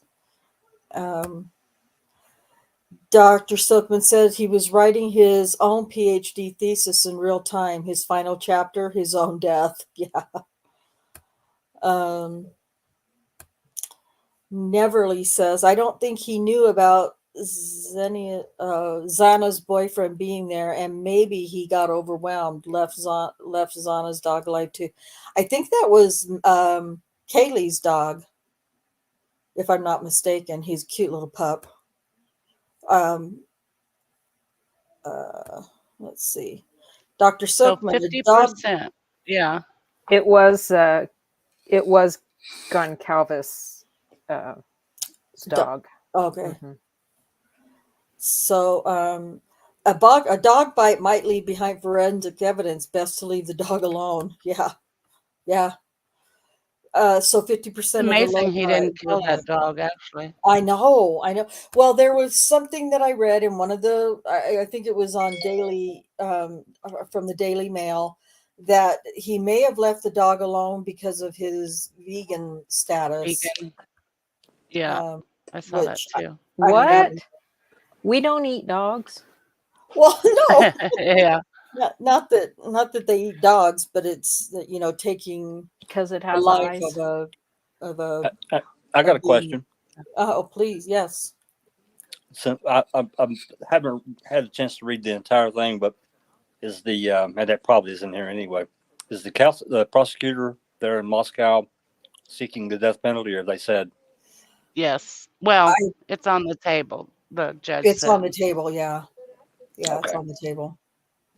It didn't. The prosecutor didn't say what he was seeking, but Yeah, their guidelines. That's the range of penalty was up to death. yeah, Yeah. I figured. Death to life. yeah. Yeah. That's what I had said. I think early on in the video here that he there's 2 death penalty cases. If this is if they do, seek the death penalty, 2 death penalty cases right now in Idaho, and that's astounding. Absolutely astounding. So, wow. Well, I find it really interesting that he went back that morning Yeah. um, for an hour almost, wasn't it? Yeah, because wouldn't he expect that place to be swarming? Well, you could see it wasn't, though. Yeah, because he Um, was watching. Well, and I'm he sure he was also listening on the radio and, checking the news. could be. When did it get reported? I don't think we heard about it until late It's the in the afternoon. afternoon or early evening of the Yeah, 14th. it was like 11 a.m. the following morning after the fact. Well, but why when the girl, That was later. I mean, was she just curled up in her room in a ball in shock and too freaked out to call anyone? But she That- saw We someone don't know. inside her home, but That- didn't call police at that time? That's I don't We know. don't That know. is Big the question. Yeah. Did she pass out? 7 hours later, well, they're all obviously intoxicated. Yeah. I would assume Well, based maybe. on where they'd been, and Yeah. the Well, and- noise complaints seem to indicate that there's a lot of They were a partying alcohol bunch. related parties. The Yeah. cups body cam showed Chances are they'd been they were drinking. drinking. Yeah. Yeah. We don't Yeah, know so- where the other 2 roommates were, do we? which That night? they were home. The 2 downstairs, One. Yeah. they were, It- from what I understand, they were the first. They were home before anybody else was, if I'm not mistaken. Somebody Right. else might know. Do we know where they were that night? I don't know. I don't guess I I've don't heard either. anything. Yeah, I Yeah. agree, Neverly. Well done, Idaho PD. Yeah, very Yeah. much so. And FBI and whoever else was involved in that. I'm Amazing. just really confused about the timeline and how quickly it all happened. Yeah, that's just That's mind-boggling. shocking. Yeah. Just, even if we stretch it out to 30 minutes, that's very quick. That's very quick. Unless like if it was like what somebody else already said, he already knew what he was going to do, which I wouldn't be surprised. He knew exactly what he was going to do and possibly to whom. And he just went in and did what he had to do that he planned on doing, got right down to business, and boom, out of there. Yeah. Yeah, I really don't. I mean, if this girl, I mean, from what I read earlier, that lived there, she saw him, and she goes to her room and locks the door and doesn't say anything for hours. I mean, minutes, okay, but hours and hours later, I don't know. It's a really strange thing to me. I Yeah. can't. I'm trying not to be judgmental about that because Right. I can't even imagine the trauma. And I mentioned before, I think it was just me and Susan and possibly Alice was in here. and even though this is a different kind of thing and the people are much younger, but when Elizabeth Smart was kidnapped, her little sister saw who kidnapped her and knew who it was who kidnapped her. But she did not, she was so terrified and traumatized by it that she couldn't remember who he was for almost a year. Yeah. I think it was 9 months, Yeah. 8 or 9 months. Traumatic memory. Yeah. Yeah. So I'm trying not to be very judgmental of Dylan's or Dylan, whatever her name is, because it had to be, first of all, the internet's already attacking her, which I'm just, it pisses me off. Yeah. I don't want to attack her Yeah. because I just want to understand what the, Yeah. Oh, I know. I don't. And I it was know, also she reported an unconscious person. Yeah. It wasn't like she reported a yeah, bloody we really need to scene. hear the 911 call. Yeah. Yeah, for sure. Yeah. Shaz says, don't know where the other 2 girls were, but I heard yesterday one downstairs shouted out, thinking it was Ethan to shut up, but was the killer. It was said he was probably too exhausted to go downstairs. I mean, it could be. I wouldn't know personally, but from That what I wasn't in the report. I'm not sure where that No. came from, but Yeah, we got to be careful of yeah, the newspaper clips that are just out there for clickbait, because there's a lot of them. There's a lot. There's a Yeah. lot for sure. Oh yeah. Yeah. So yeah, it's whew, it was surprising information.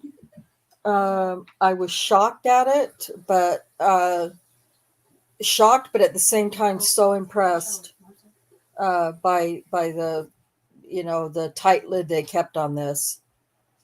So It's really quite amazing, and I'm impressed too. yeah, Really, really, really nice job of these people. yeah, As hard as it was for us to Yeah. wait for an answer, yeah, yeah. good for them. Yeah, I think it was November 29th they came up with Bryan and the car. Yeah, So yeah, it was a month. yeah. That's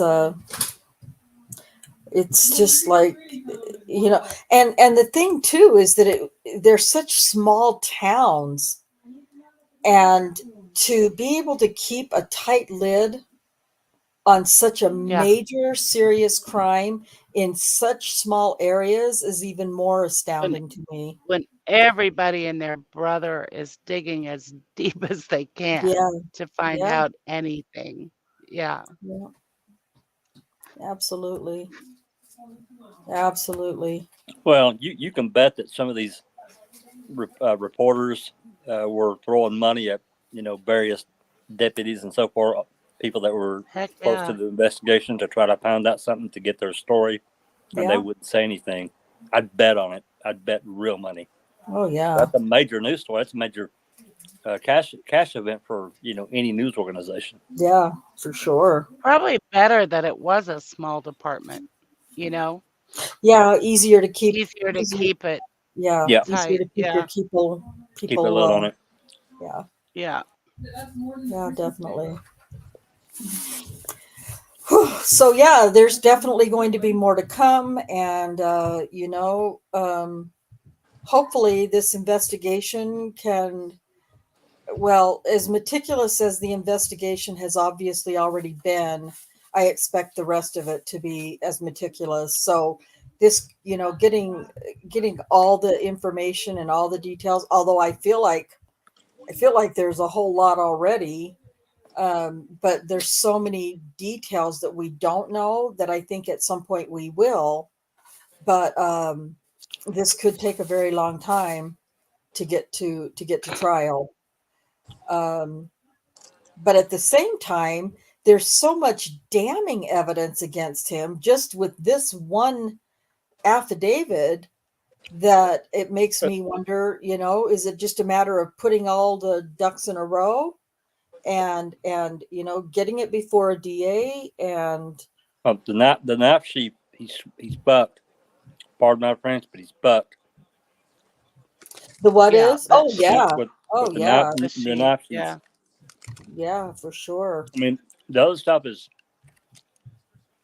I guess they could argue that it's circumstantial. Yeah. Oh, That- how can they argue that though? Well, Well, you know, it a is phone ping, circumstantial. a phone ping. You know, you have to have some very specific information to put someone inside of a house, right? Yeah. Yeah. Well, their roommate did it. Yep. Well, yeah. Well, she saw. Are you talking about the description she Bushy gave? eyebrows. Yeah, it certainly wasn't Fassbender, was it? That was mean. That was really mean. Oh yeah, we want to be real nice. Certainly to wasn't Fassbender. Fassbender. I'm sorry. That was really mean of me. I don't think any of us are trying to, give any cushion for That's hilarious. Fassbender. Well, she said bushy eyebrows, and immediately I thought Fassbender. Boy, he's really jealous of this guy. Poor guy. But yeah, she did give that description. That's true. The Elantra was seen in the area, but not necessarily parked at that house, right? Unless I missed something. It was seen speeding away at a high rate of speed. Yeah. Right? Yeah. But again, in the area. Yep. So I get what you're saying. I believe fully it was him. I'm just saying they could argue circumstantial. But that knife sheath puts him inside that house. Yeah. He's screwed. He's absolutely screwed. Yeah. I agree. That is the most damning evidence right there. Yeah. And such like Doc said, such a rookie mistake. Well, yeah. Considering his what was his doctor? Was he doing a doctorate or whatever the hell it was? Doctorate and PhD in criminology. Yeah. Yeah. PhD. Yeah. Yeah. Maybe he wasn't expecting two girls to be in one room in one bed, because that's where the problem came. It was 2 on 1. Yeah. You can't kill them both at the same time with one knife. Yeah. Nope. And how you can kill somebody without waking the other up unless they're just completely passed out. Right. Well, as morbid as it sounds and coming out of my mouth, please don't kill me. I want to know what he was thinking. Why? I want to know what you're eating.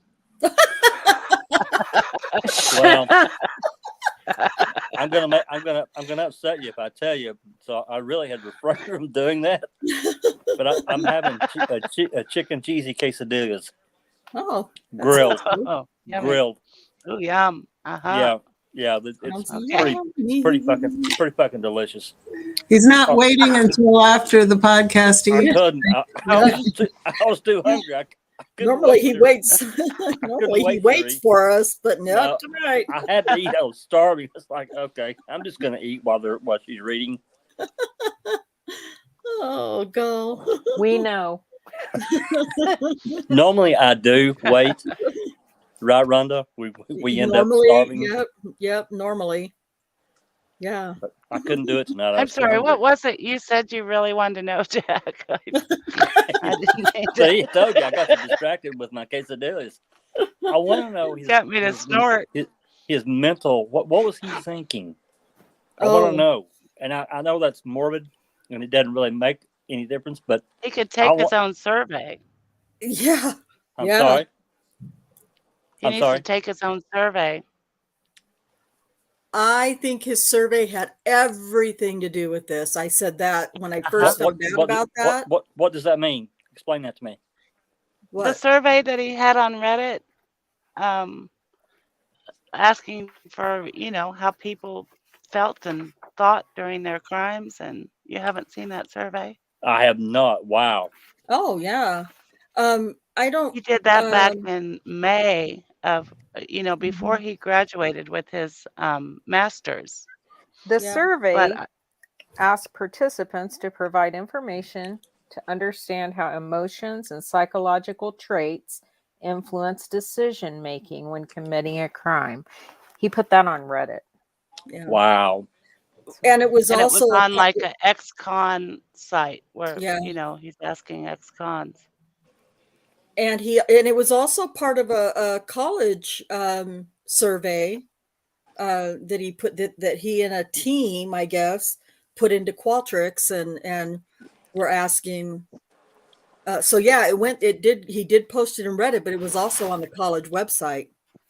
But you That's know what the weird thing is about that, and I saw a couple of doctors say this, that he put that on there in May, and he graduated in June. So Yeah, there's no way that could have been used right, for him to graduate, right. because there's not time to do a survey in 1 month. so are we So all in pretty much agreement that he was stalking one of the girls? Maybe. you know, I don't find it know. really interesting that they both worked at a vegan restaurant. Yeah, that is I think interesting. you may have first come across them there, possibly. I didn't But they know both this. worked there. Tried to Yeah. work something out to work something out. I Yeah, he guess. may have hit on one or two of them, and you know, I wish I Maybe. could remember that kid. I watched that video recently. That kid that had been bullied and grew up to, think he was God, and no girl would have him, and he took his revenge I wonder if on they a bunch can of people. get the girl's work records and then look at his phone records from the nights to see if he Uh-huh. followed them home Oh, from a yeah. shift. Yeah, there you go. Yeah. Yeah. Yeah. I mean, yeah, that's a pretty close connection there. Mm-hmm. Yeah, I hadn't heard that part. Yeah. yeah. Which two girls worked? Do you know? I think it was the two that were like best friends forever. Kaylee and Madison. Yeah, Haley and Madison. I Yeah, believe. Pretty Yeah. sure. I think that's right, Susan. yeah,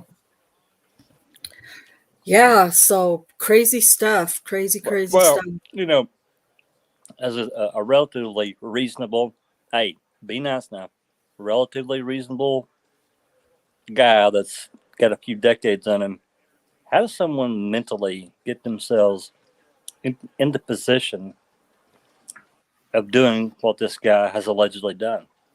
How do you get there? What road You're do born you with have to it. A follow in your lot of people fucking say you're mind? born.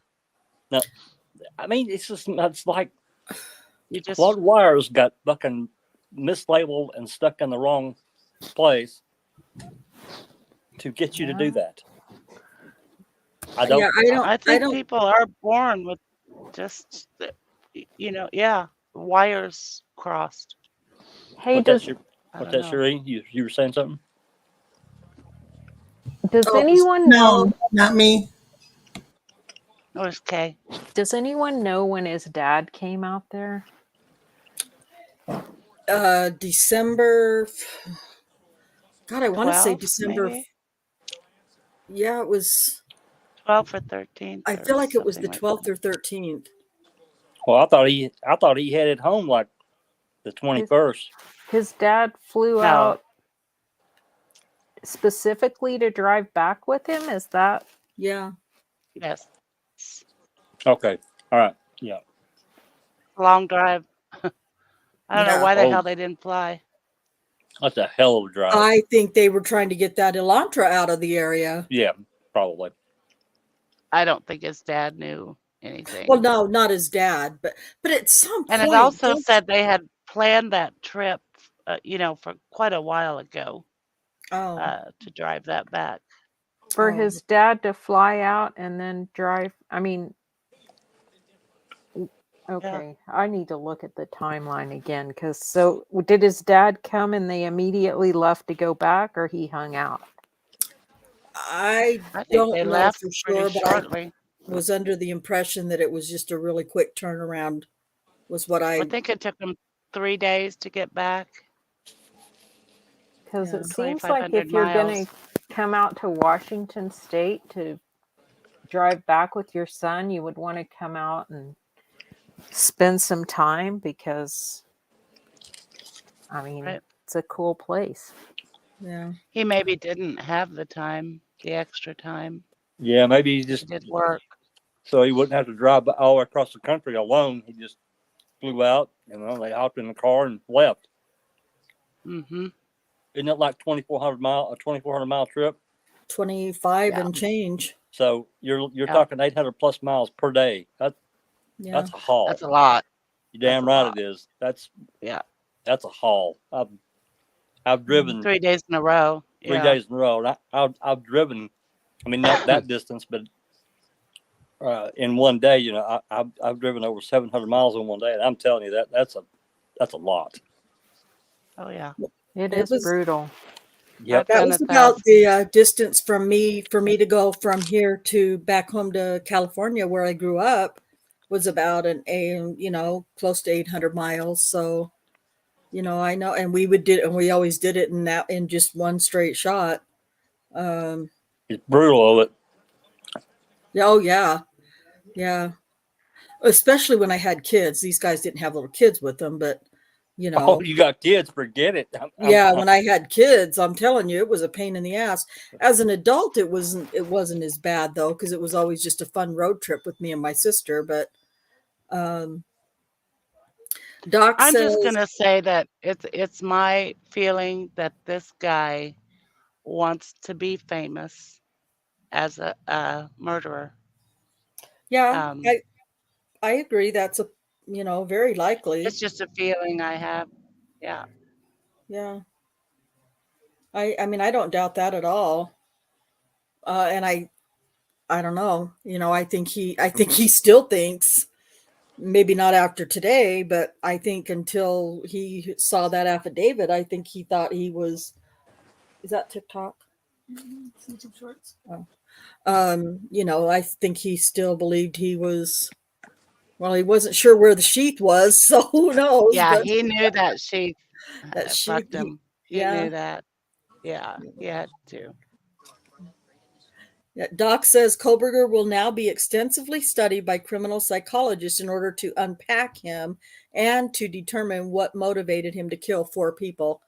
Wiring all, Doc, you're so nice. Wiring all fucked up. Yes, for sure. Yeah, Doc doesn't swear. Yeah, I know. What little Much. bit he did do, he's trying to quit, clearly. I'm going to Susan, Maybe that's his New Year's resolution.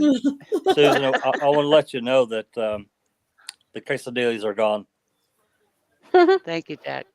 Yeah. I You know you didn't wanted to save know me that. any, did you? Thanks. You know, I thought about it, but it was kind of late, and I thought, no, she's already had something really delicious. So, No, I've had nothing. Thank you. son of a bitch, I'm sorry. I should have called. I'll call next time. Okay, Doc. Nan's Life said, when you watch him in the courtroom, it's like you're watching him live out the process. He nodded in agreement with the judge. I don't know if he was in disbelief or was narrating the event in his head. He probably wants to hear every little detail that they have, right or wrong, just so he can have a little fantasy of reliving something. I want to know what was found in his apartment in Pullman after the murders. What little trinkets did he bring back with him, if anything? So he spoke with such a clear, strong voice in the courtroom. It was weird. it was creepy. And where did they actually find the sheath? Beside next to one of the 2 girls. It was next to Maddie. Logan. Maddie. Next to Maddie. Yeah. On the her bed, right I guess. Yeah. side. One of them was on the floor. I guess that was Xana. That was Xana. Was on the floor. Yeah. I'm I considering think every, that's the thud Under her body. they heard. You what? Huh? Was it under her body? Because Said for to the him right not to side. notice it, to be able to pick it up. I mean, they said that they had no DNA, that there was nothing forensically attaching anybody to that scene at the time. So has he been fighting with one of the girls, and one of the girls has landed? they wouldn't release that information even if they had it back then. Yeah, They we didn't don't know that. Yeah, we don't know that. I think they had it. And They may still be testing blood, Yeah. According to the affidavit that we just went through, he said that it was on the right side of Maddie, well, On the bed. Logan, if you're viewing her from the door where he went in, But they swabbed On the the I'm assuming it's the metal snap part that you would Yes. hold. Yeah. So necessarily the girl, if one of the girls ripped it off of him, they wouldn't necessarily have touched that part of it. right. It would have been He may have open. just had it. He may have just had it tucked in his pants and pulled it out and took Well, the sheath off. that was something that I thought about because years ago, it's probably buried in some damn box somewhere. But my brother, you guys remember the Rambo knife, but the first Rambo, First Blood movie, the big K-bar Yeah. knife? Okay. Yeah. He Yeah. had one of those. My brother did. He wasn't really a hunter, but he wanted it for various things because a lot of times that him and friends would go out walking through the woods, trails, and so forth. Anyway, this sheath that it came in was made. The back part that would like fit next to your body, it had a place for your belt to go through a belt, so you could literally hook it to your belt on the side of your pants. So it was right there. Yeah. I'm just Right. I guess my point of what I'm trying to say is that why wasn't that sheath attached to him in some way? It just seems such a really dumb thing for. Yeah. Maybe he was so mad he didn't care. I don't know. No, that's exactly what I'm thinking, Jack. I mean, the sheathier knife. I mean, we've had the same problem with fucking Luke's case with the sheath because they found the sheath with the writing on it and everything like that. Right. But I mean, this is completely different because if he's cleaned up everything else or he's been dressed from head to toe, to leave something like that behind, as Doc says, that is a fucking rookie mistake. You know what I mean? So the only thing that I can think of is that he's been that flustered, frustrated, exhausted, or whatever, because he said the two of them to fight, that if it was on the right side of the body, he would have seen it unless it was under her body on the right hand side, if you see what I mean. Or he he was busy killing the other girl. Yeah, he just got so harangued out and adrenaline, blah blah blah, and he missed it. And is it dark in the room? That's a good question. I don't know. I mean, we're 4:00 in the morning. It's not going to be light in there, probably. Yeah, that's a good observation. We don't know. I mean, and the other thing is, some of those sheaths actually have a loop a strap that flips around the top of the belt that you can snap on. Yeah, so it would have that snap. That's possible. I've had now like a Leatherman tool. Mm-hmm. I've had a sheath like that.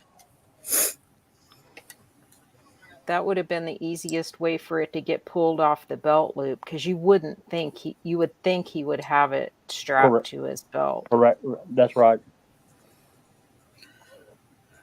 Yeah, Nan's Life says knives are a big business. My friend once sent me a photo of a huge knife her son had purchased. All I could think of was, what hell would anyone want or need such a thing for? Yeah, well, see, here in the UK, Nan's Life, our pandemic on weapons, if you want to call it that, is knives. Our knife killings, stabbings, and things like that is like your shootings. Here, it is rife with stabbings because young yuns that are in gangs and things like that take their mum's kitchen knives. You know what I mean? And as you see, you can buy ones online and everything like that. To put it under their mum's name and things like that. So we're bad with knives here. I mean, if you check your news, just recently there was a 16, I think it was a 14-year-old and a 15-year-old have just been done by stabbing a homeless person. And to me, it's like your gun violence. We have it as knife violence, because you can't get guns like you can over there, but you can go anywhere. You can go, well, not so much now, but you used to be able to go to a pound shop, which is like your dollar store, Yeah. and buy a knife. Yeah. I mean, it's a problem here too, but most cities and even counties have ordinance and regulations about how long the blade can be, Yeah, yeah. or the I mean, overall that's the length, same here now. or the overall length of the knife itself. Yeah, yeah. I think it's here. If you get caught with more than a 3-inch blade, I think it is, Yeah. then you can get done with an offensive weapon. Yeah. But if it's like a wee pen knife, Or just a type pocket knife, thing, or just a pocket knife. or a pocket knife with your your bits on it, you know, it's like a Swiss Army knife sort of thing. The blade on that would be fine. But something like a butcher knife or a steak knife or a 4-inch blade, a 5-inch blade, that would be classed as an offensive weapon here, and you can get huckled for that.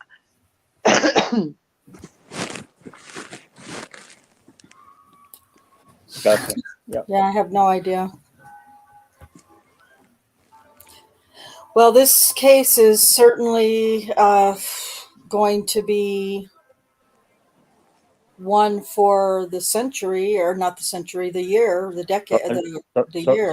Certainly for the decade, probably. Yeah, possibly for So the decade. he has another court appearance on the 12th, a week from today. Yes. Preliminary, or what is that, or do you know? Status. Preliminary hearing. Status hearing, not Okay. preliminary. Oh, okay. Oh, I thought it was Status. preliminary. Yeah. I'm guessing that they're going to do like psychological testing, probably, and that kind of thing.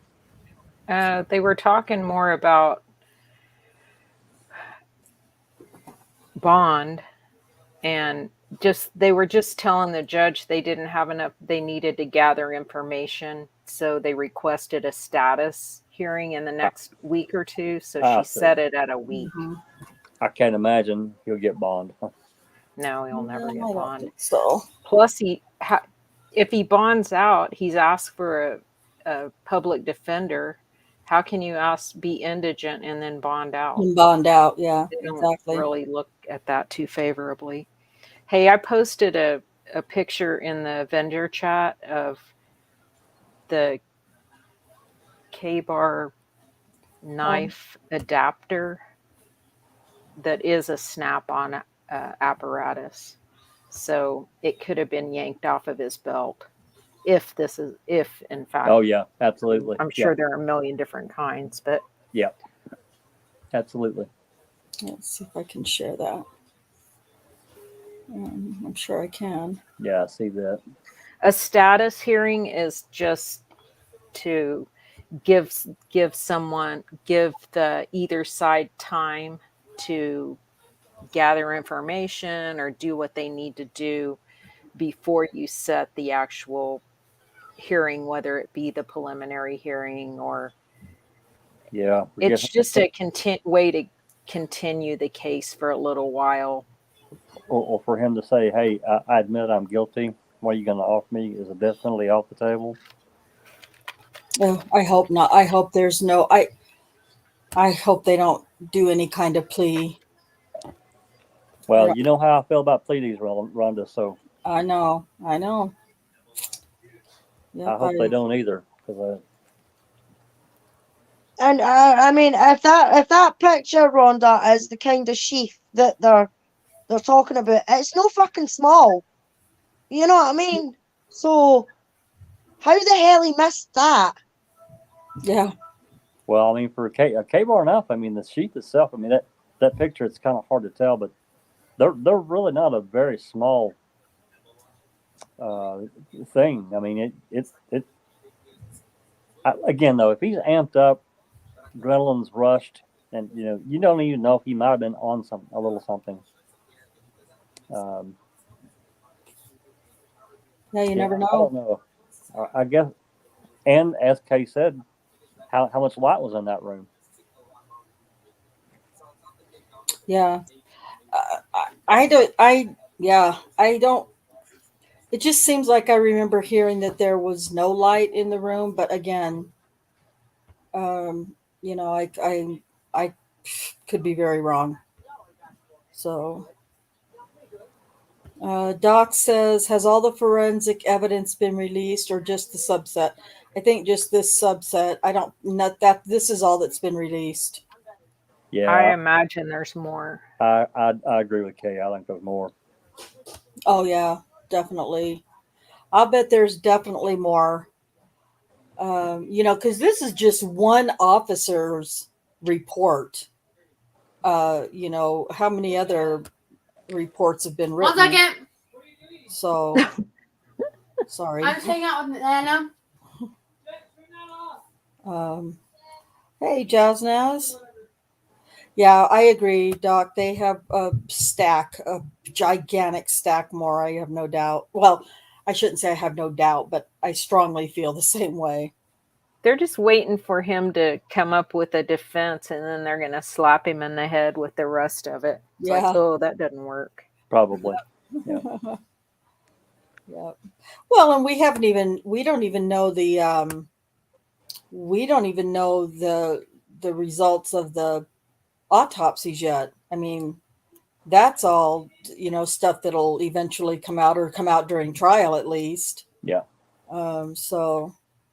Well, I want to be. I mean, it's hard sitting here with what we just read and knowing what we know, but in the eyes of the law, he's innocent until they take him to court and the state presents their case.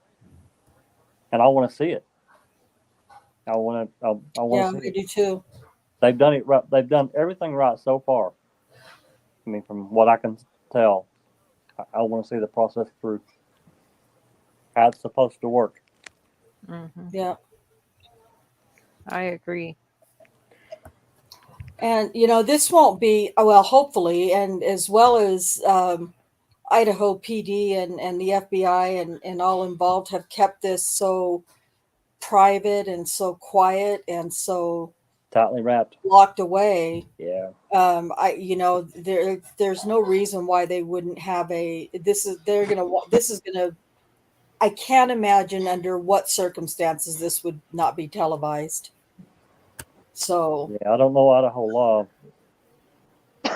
Well, They had cameras today in the courtroom. Yeah, they had a camera in there today. So it's probably up to the judge whether yes, to allow it is it or up not. to the judge. Yeah. But it's not just that though. It's the amount of people that were involved in this investigation. I mean, if you think about it, you've got the Idaho cops who are involved. You've got the FBI that's involved. You've got the Pennsylvania cops who are involved. And I think there was somebody else, CIC or LIC or something like that was involved.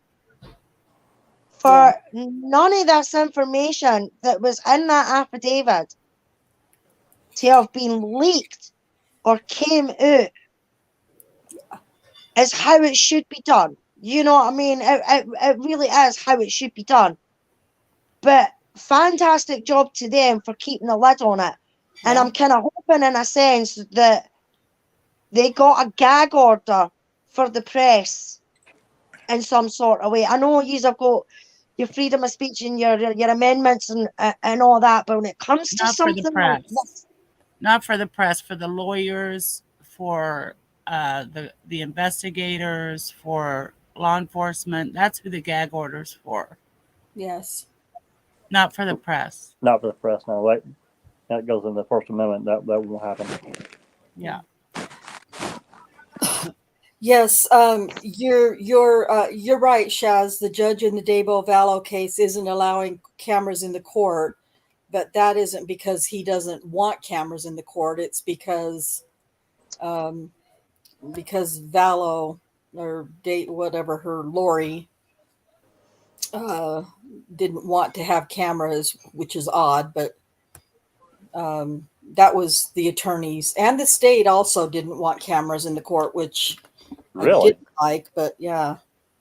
Yeah, and we've been discussing that, Jazz. Now, as we've been remembering and reminding each other that, that's why I said alleged killer. It killed me to type that. You guys have no idea how hard that was for me to type that, but I knew it was the right thing to do. So Yeah, yeah, yeah. um, I mean that's true. I mean he's innocent until proven guilty. yeah, But absolutely he is. sometimes, I mean, like that Laurie. I mean, I watched that documentary you were talking about, Oh, the sins of my mother or something like that. yes, That poor lad of hers, the oldest one. right, I feel so fucking sorry for that young lad. Ryan. Yeah. Yeah, Yeah, yeah. I feel so sorry for him, and you can hear it. And he's, when he was playing the phone calls that he was having with his mother, yeah, and she's giving it, oh, but you can't say that. And he's like, what do you mean I can't say that? He's like, it's my siblings. You know what I yeah, mean? It's like, what are you trying to say? And without him actually saying it, I think it was pretty obvious what he was trying to ask her. yeah, Without actually coming right out and saying, right, ma, did you fucking do it? You know what I mean? But she's still, oh, but you don't know. You don't know. It's like, oh my God, man. And I know they're innocent until proven guilty. But in my opinion, they killed their fucking Waynes. yeah. Oh, yeah. Well, yeah, that's the opinion of most people, and just like the opinion of, dare I say, most of us in this case. We feel very strongly that this guy is guilty, but until a jury makes that decision, it's the Yeah, right but thing when the to do. evidence starts, Rhonda, when do the you know evidence, what yeah, What's that? do you know what the incident was that him and his dad were talking about in Indiana in the car that had happened at WSU? Some people were killed or something. Oh, I didn't hear that one. I only saw one of those stops, and I didn't Yeah, hear. both of those stops, they told the cop about something that had happened that day, Oh, that they were driving back.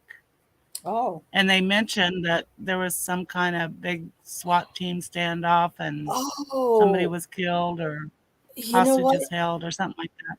It was so weird that they told the cop about that.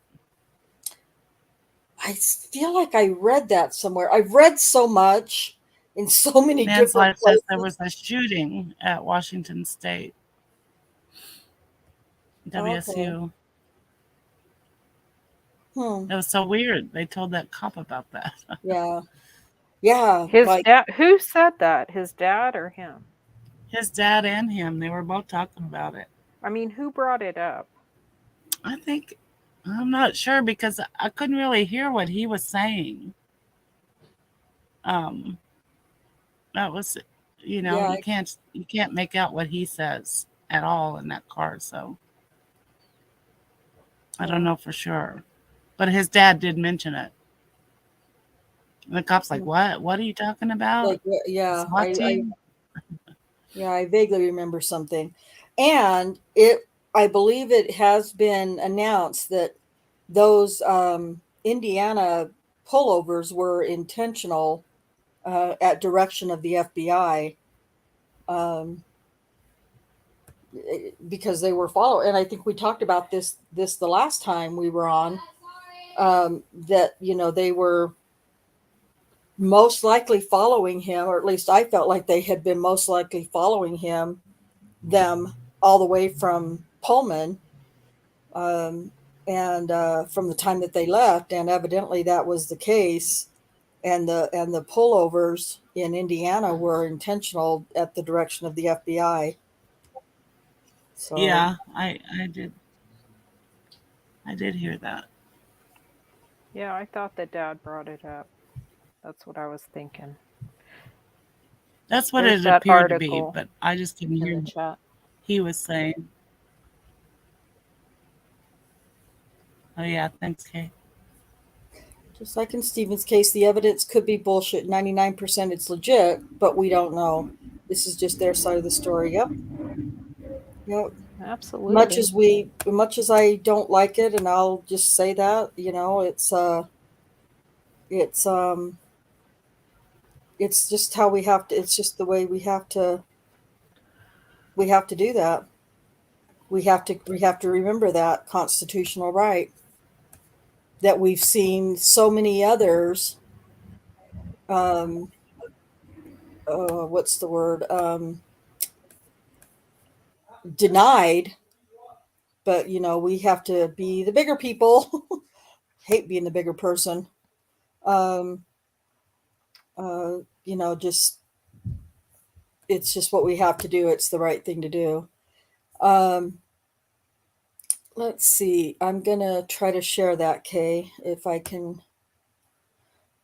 Excuse me. So that happened on December 22nd. The SWAT team, someone getting shot at, or SWAT team member getting shot at, I think it was.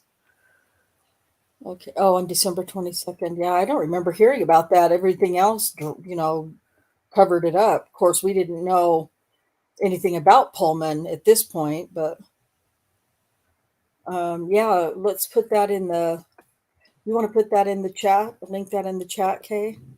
I can't write in the chat. I'm in Why? StreamYard. Oh, you don't have YouTube on? Okay, I think I can No. do it. Here's the article that Kay posted. So if people think I'm snobby because I don't chat in the chat, that's why, because I'm not in there. I don't think anybody thinks you're snobby, but super ADD too, so it's really hard. I was just fixing to write in the chat. That Kay's so snobby, she won't write in chat. That's she's true. so snobby that she never says anything in the chat unless what's she's. up? What up with that? And she interrupts people all the time. Oh no, I don't. Nah, I don't think so. That's not been my experience anyway. Let's see here. Doc says there is multiple overlapping evidence that places Kohberger at the crime scene. His DNA in the crime scene cannot be easily explained. You're right. That's why it makes me feel comfortable saying to my few close friends that I believe he's guilty. Yeah, it's very damning. That is very damning. And then pile on the other stuff. Yeah. But like Neverly says, if that is true. Yes, if it's true. If it's true. But, I mean, we did see, we do believe that, the incident was, okay, so Nan's Life said that the article was December 22nd, but the incident was December 14th. Ooh, gotcha. Okay. Wow, that's kind of a big distance from incident to report date. Of course, it's not like it's Oklahoma or anything. Sorry, Kay. It's not touch DNA, right? And what is the sheath doing there? No, it's not touch DNA. It's well, I believe it was. I don't know how to call it. Dr. Silkman would say it the right way. I don't think it was touch DNA. I don't know if it was. Might have been sweat. Could have been sweat. Now I didn't think about that. It could have been sweat DNA. Just being a smart ass. With skin cells. Well, skin cells. Yeah, I don't know. I don't think it was touch DNA, Cherie, but I could be wrong. We don't know. I don't think we know. I was kind of being rhetorical, okay. or a smart butt, whatever you want to call it. Well, I would call it a smart ass. But Yeah, that. I just love you. Dr. Silkman says, I'm sure the investigators are withholding forensic evidence that only the killer would know. Of course, yeah. Mm-hmm. And he says it's likely from skin cells. So, hey, I'm going to bug out of here, guys. This was interesting. Okay. All right. Well, I'm just going to switch over rather quickly, considering that It's been, I knew this was going to take some time, but I do want to touch, thank you, Kay. I mean, you're welcome to stay, but if you got to go, you got to go too. But I did want to touch on that video that we've been talking about for a while. I know that, I mean, I'm trying to be really careful. There was a video that was released by somebody called Morbid Curiosity, probably close to a week ago now. And the title of his video is called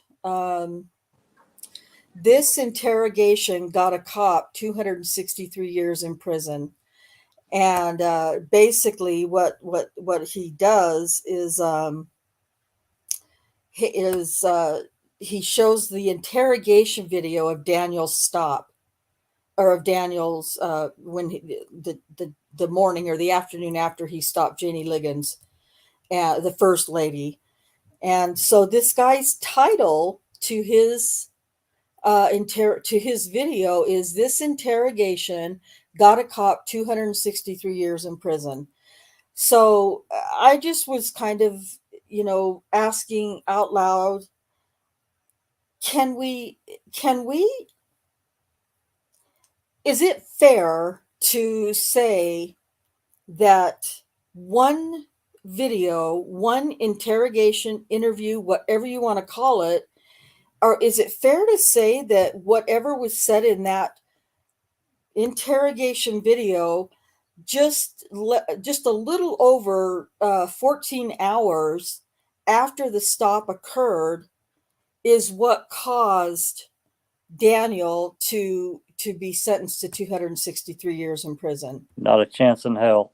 And it's been really offensive to me. I'll put the link to it in the chat here. And really, it's I don't even know that you really have to watch the whole thing, because really what happens is a lot of the interrogation video, which you may or may not have already seen, is what it's about. And so he's claiming that video and that video alone, that interrogation and that interrogation alone, is that the investigators just did such a fabulous job. And there was already so much evidence against somebody, that they could, a person viewing this for the very first time, this video, can make up their mind based on just that interrogation whether Daniel was guilty or innocent. And I've been keeping up daily with the comments and responding to the comments. That I'm not responding to anything that is just downright shitty and ignorant and derogatory.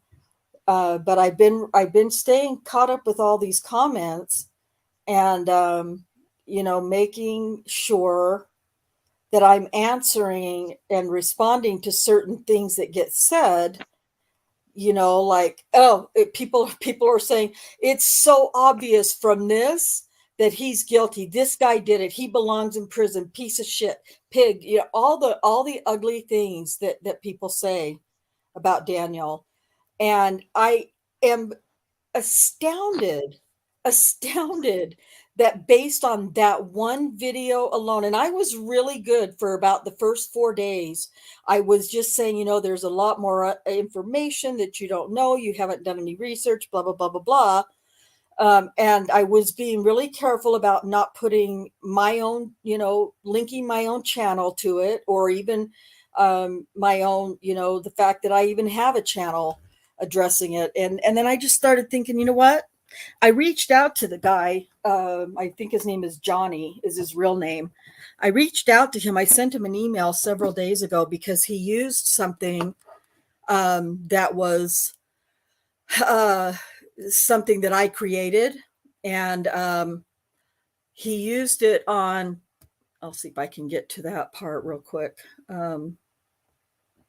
It was, and I'll just show it to you. And I even talked to Jack about it, and I just thought, I'm just going to hang on and wait a minute. I'm just not really sure what I want to do. Do I want to strike him? Do I have a right to strike him? Is it the kind of thing where you do a strike? I just, I wasn't sure what I wanted to do. Yeah, it's definitely something that you can do as a strike, Rhonda, because he's using your content. And where would he have got that content? It's from your channel. So, well, I don't know. No, it was nothing that he got from my channel, but I believe I'm not sure. I mean, he could have got it from Twitter or Google Images, or I'll show you what it is. I made a bunch of what I call flyers. I made like 4 of them while we were trying to make sure that what's his name, Giger didn't get reelected. And so I made these different, let me just find it here. I made these different flyers, if you will, that I had on my Instagram, and I put them out on Twitter, and all that stuff, showing how much of a liar Giger was. And they involved, some facts from the trial, and just different things like that. Anyway, he used this in his video near the end of his video that he created, and I didn't realize I was watching it with Jack and Cherie, and I was like, oh my God, that's my flyer, that's my thing. And Jack gave me his advice and his what he thought I should do, and I just wasn't sure what I was going to do. So I reached out to the guy. I was thinking, okay, Rhonda, be decent, give the guy an opportunity to either take it down or, give me credit in his video for it, or, and I offered him more of those. I have 4 of them. I offered him the other 3, and I offered him my 2 video clips that I made for press releases. And I said, I have no problem sharing. Just, ask me, just be decent and ask me first. Well, I haven't heard. That's been 4 days ago, 5 days ago, maybe. And he still hasn't responded. So I think I'm going to go ahead with a strike because I've given him every opportunity and he's ignored it. So at the same time, I thought, you know what? I'm just going to start. People are saying, well, how do you know? How do you know so much about the case? How do we know that you know what you're talking about? And I just started thinking, you know what? I'm going to start linking my channel. So I've started linking my channel in the comments.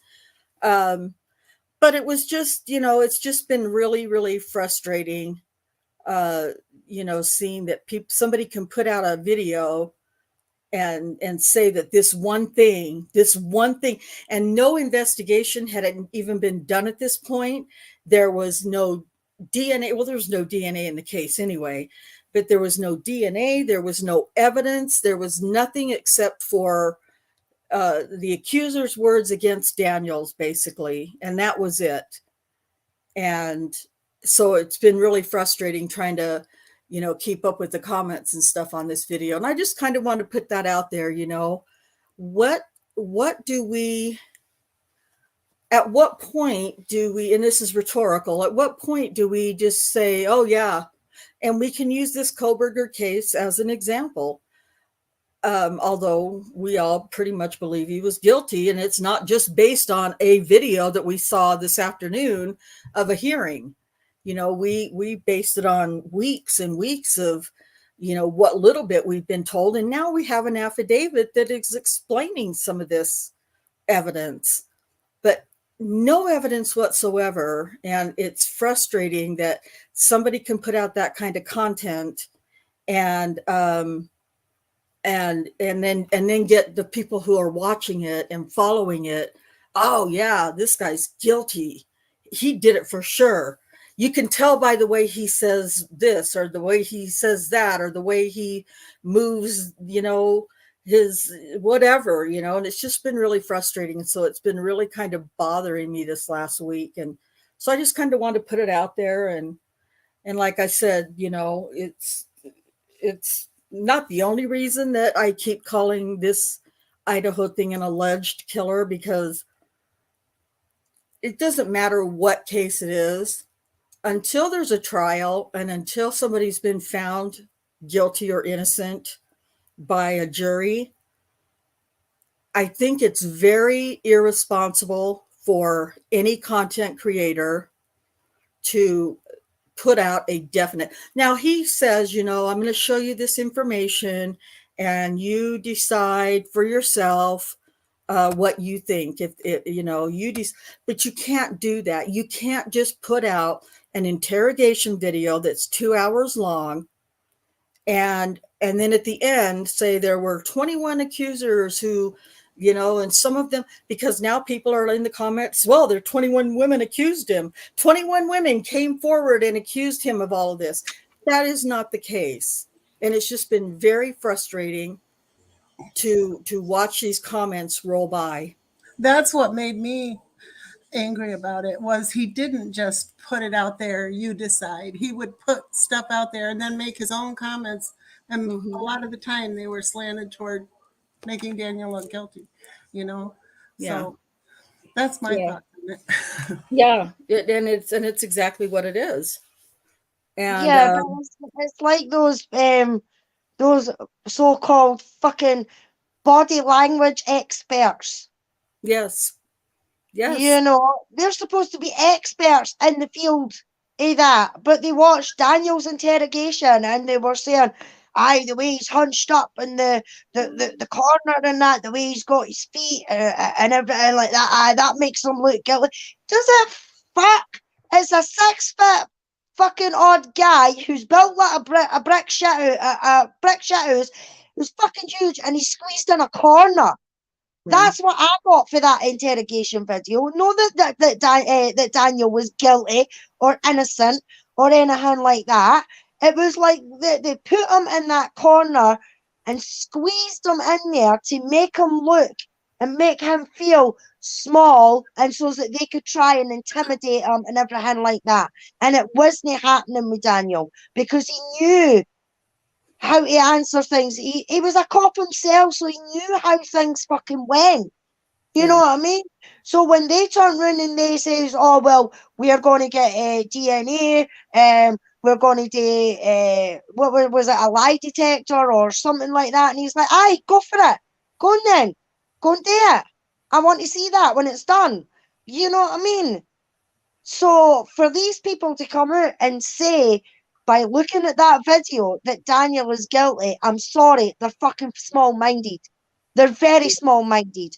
And they've obviously not done their research. And they're just taking this guy at his word. And I hate channels like that just take certain people at their word. Yeah. Yep. Agreed. And Doc, you're absolutely right. It's called trolling. You need to ask what that person's motivation was. Yeah, absolutely.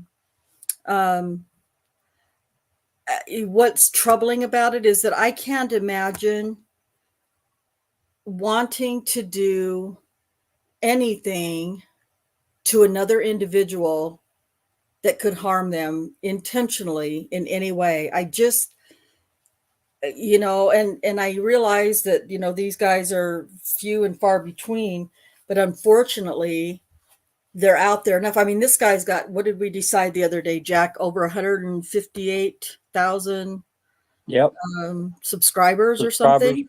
Yep.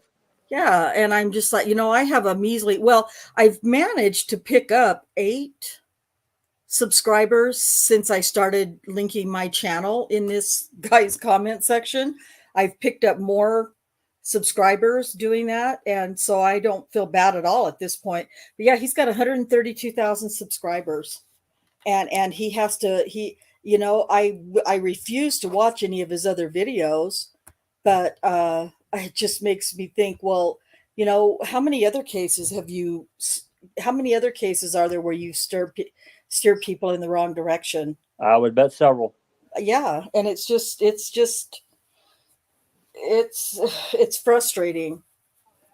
And so I just wanted to mention that, and kind of share that. um if we're going to if we're going to be content creators, and we're going to put out information about excuse me, so sorry, whether it's crime or pop culture, or you know it's like Andy Signor, he's very careful about the content that he relates. He's pretty meticulous. Yeah, he's really good about the kind of content that he puts out there, based on pop culture, news stories and whatever. Yep. But all it takes is a handful to really fuck something up for somebody, and it just really. Well, look what happened to Andy. A lot of people don't know. Yeah, exactly. You want to tell that story briefly? What happened to him? Just yeah, well, briefly, yes, and we talked about that too, Dr. Soapman, that it's clickbait, minimal to no research basically from this guy, with maximum controversy equals clicks. I don't want to get my clicks like that. I don't want to get my views like that, and I don't Nope. want to get my subscribers like that. I'll be happy. I'll take my 350 subscribers and go home with it if it means I'm doing the right thing. I'm like you. I just stopped doing any kind of podcast. I don't want any kind of clickbait crap. Yeah. I want it for the actual content. Yes. So I'm just going to be happy with the way I do what I do. And I mean, even if I'm not 100% factual about different stuff, I say that if I don't know a thing for a fact, no matter what we're talking about, I say this is speculation, or I don't know this for a fact, or I'm not 100% certain on this. And I say that. But, people like this Johnny guy, Morbid Curiosity, it's really disgusting. So Andy Signor from Popcorn Planet. I can't remember. Popcorn Planet. Popcorn Planet. He years ago got he owned a fairly popular website and YouTube channel for pop culture, and was doing very well. And he had he was running a business with it and doing very well. And he was married, and he began to have a little bit of an inappropriate, or I don't know if I should say a little bit. He got a little flirty. He got a little flirty, and it was inappropriate. And the girl or girls, Doc, if I don't have credibility and integrity, then it's pointless for me to even be talking about anything. So you're absolutely right. That means more to me than a number of subscribers or how many views or likes a video gets. Absolutely. But anyway, so he was flirting, I think with one, maybe two girls, and then it got a little out of hand. One of the girls started accusing him publicly of sexually assaulting her. And yes. And it wasn't true. It wasn't true. It wasn't true. It was not true. And it eventually came out. It was proven. I mean, he filed a lawsuit and everything, if I'm not mistaken. He did. And he won his lawsuit. There was no proof whatsoever. But his sponsors for that channel said, you got to go. Yeah, so they kicked him off out of his own business. Yeah, and the people that were there that knew him and in the know didn't support him at all. They just nobody. Yeah, because they for them it was a step up. The boss gets canned, got a new boss, everybody else takes a step forward.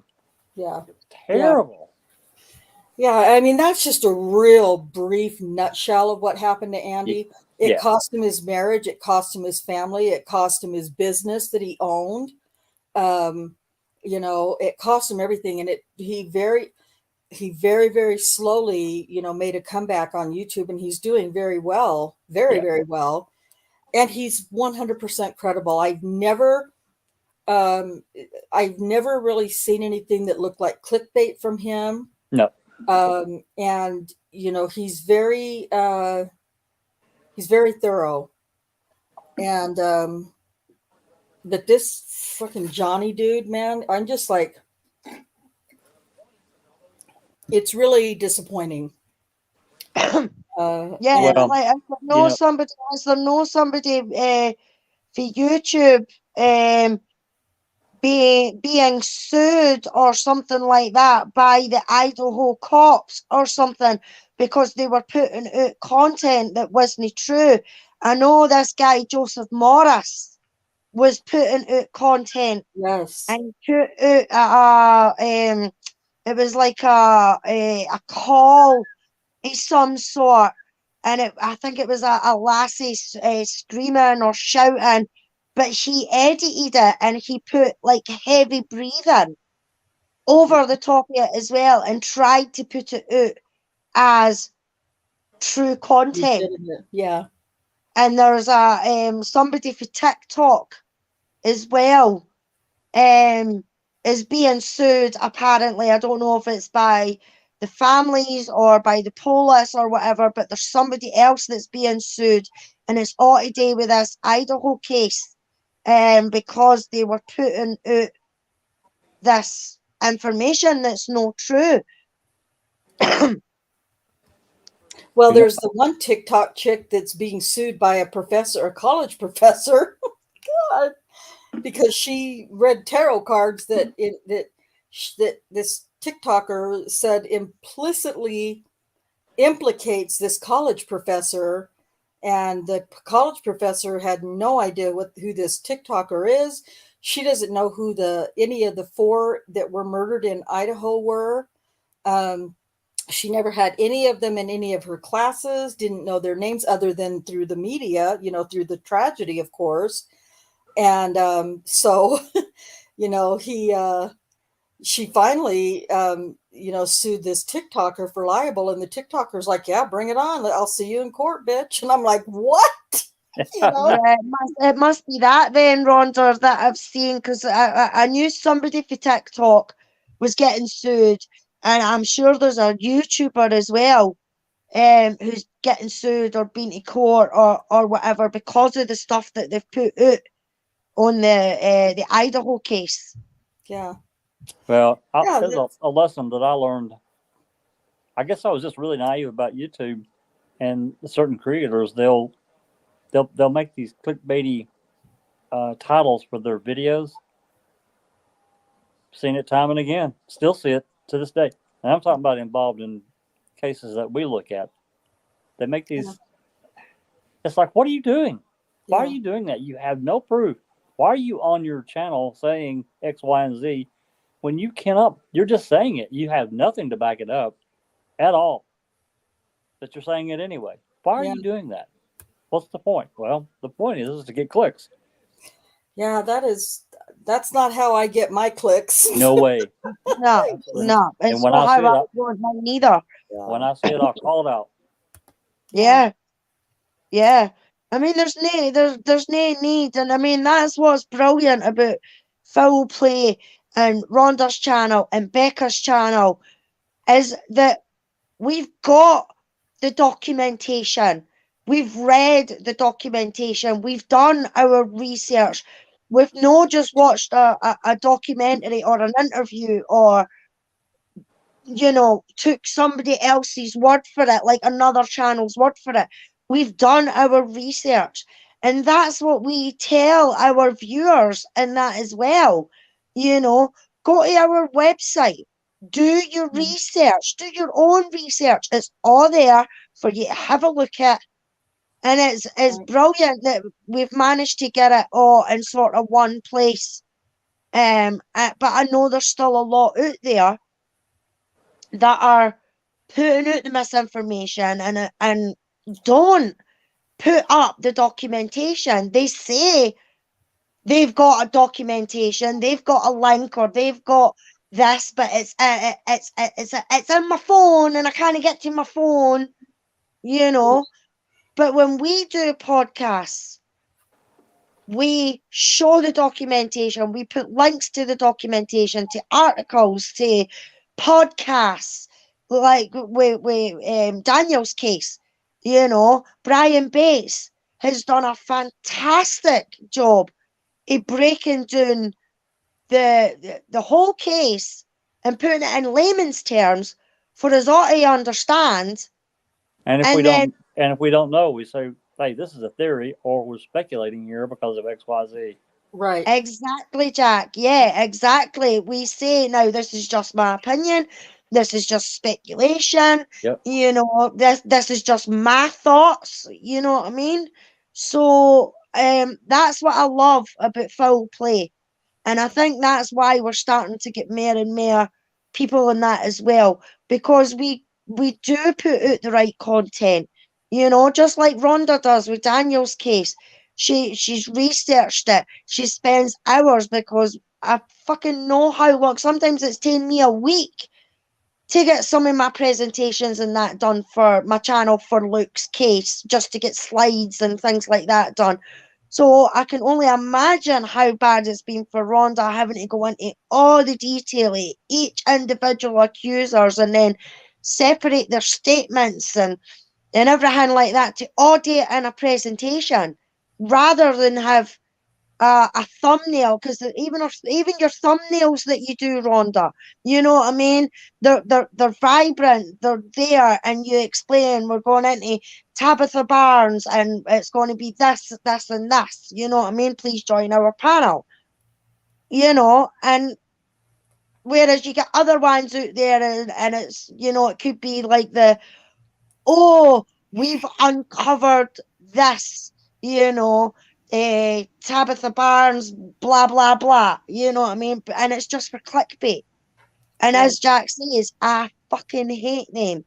And I mean, it's not even just ones that are serious. It's like, you know, like your funny videos, you know, like with your animal videos, and it'll show you a certain thing on the thumbnail. I mean, like one I'd seen the other day there, and it was like it was a dog or a cat had went up to a fish. It was like a fish farm type thing, and it put its head up over the tank, and the fish had its head over the dog's head, you know.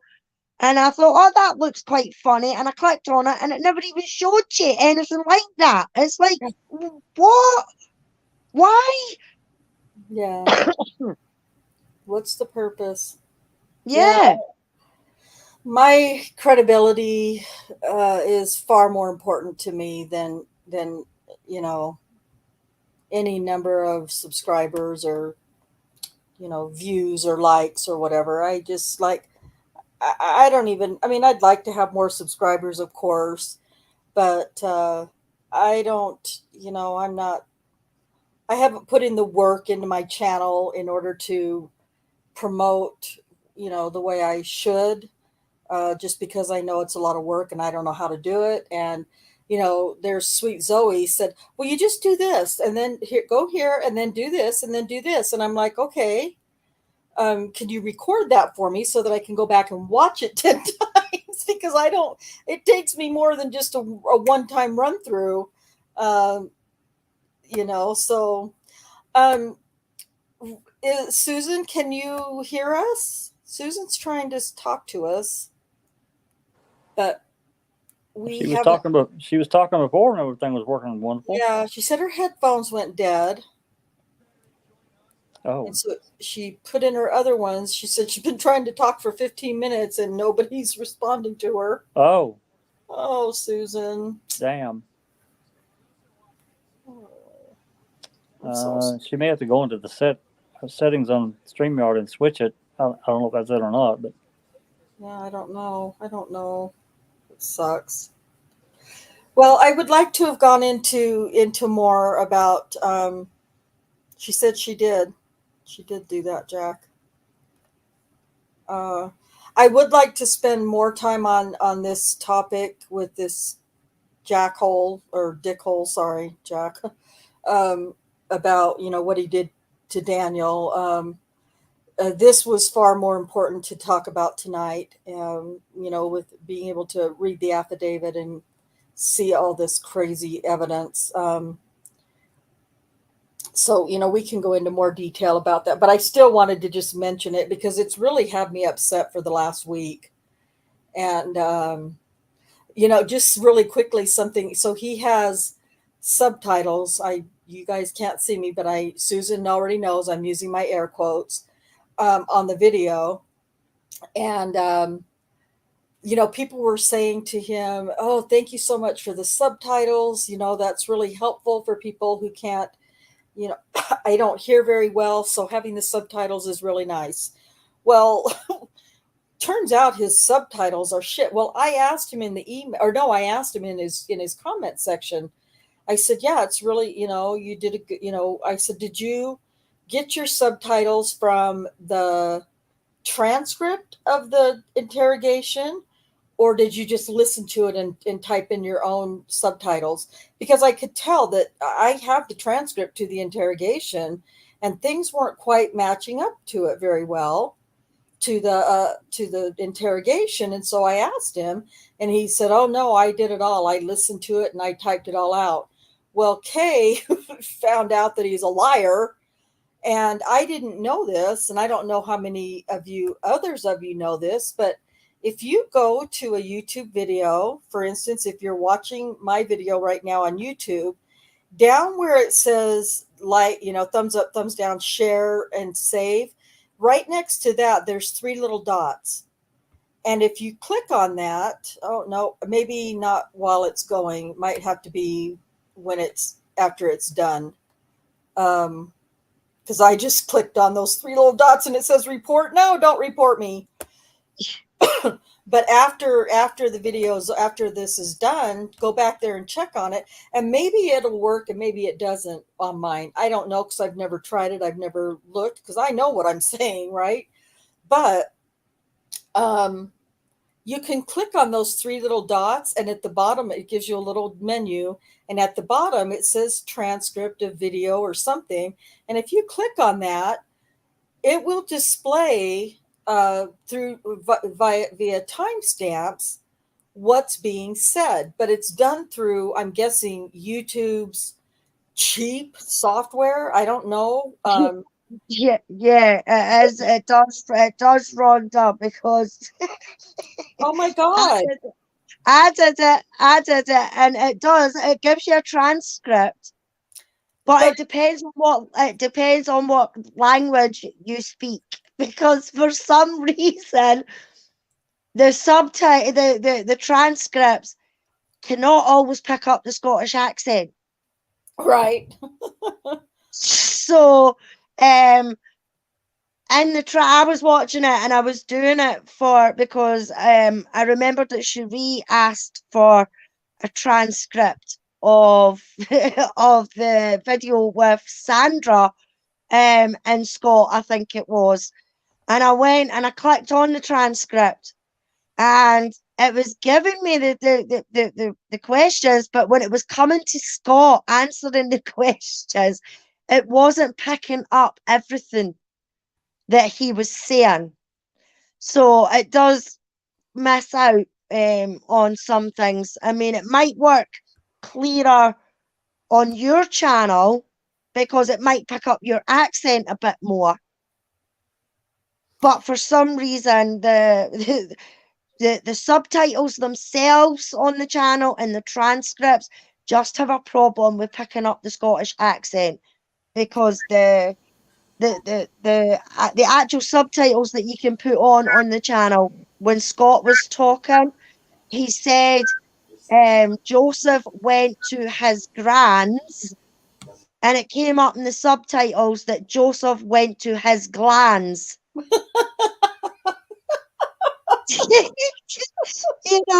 So it really cannot pick up on the Scottish accent very well. So it changed grands to glands, and I was like, okay, if you say so. Well, it was so frustrating because Kay went through and she copy and pasted the transcript and into a thing that we could work on to try to correct some of the things that were being said by him, by the content creator, so that we could, address, not rudely, but address, well, this was a mistake, and this is what really happened. Anyway, so this guy Johnny, he did type, because there's some of it that makes absolutely no sense, and you're like going, wait, what is that?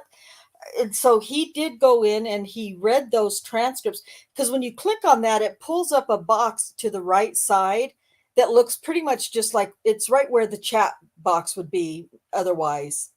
And so anyway, I was giving him compliments. I said, if you did this all on your own, if you listened to it and typed it on your own, you did a good job, because that's really hard work. I've done it before, and it's not easy. It's very time consuming, and you have to listen over and over and over again to get well, turns out, and he's telling all these people in his comment section, oh, thank you, you're welcome, I'm glad I could do it, blah blah blah, whatever the hell he's saying, and I'm complimenting him. And come to find out, he didn't do the subtitles. He copy and pasted what the YouTube software thought he was being said on the video, and if something didn't make sense, he would listen to it and try to read it and fix it so that it sounded and looked better. And I just thought, you asshole, why would you? I could never do that. I just couldn't.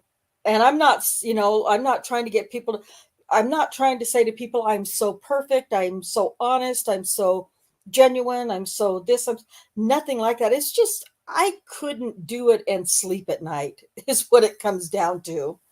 I couldn't be dishonest like that and sleep at night.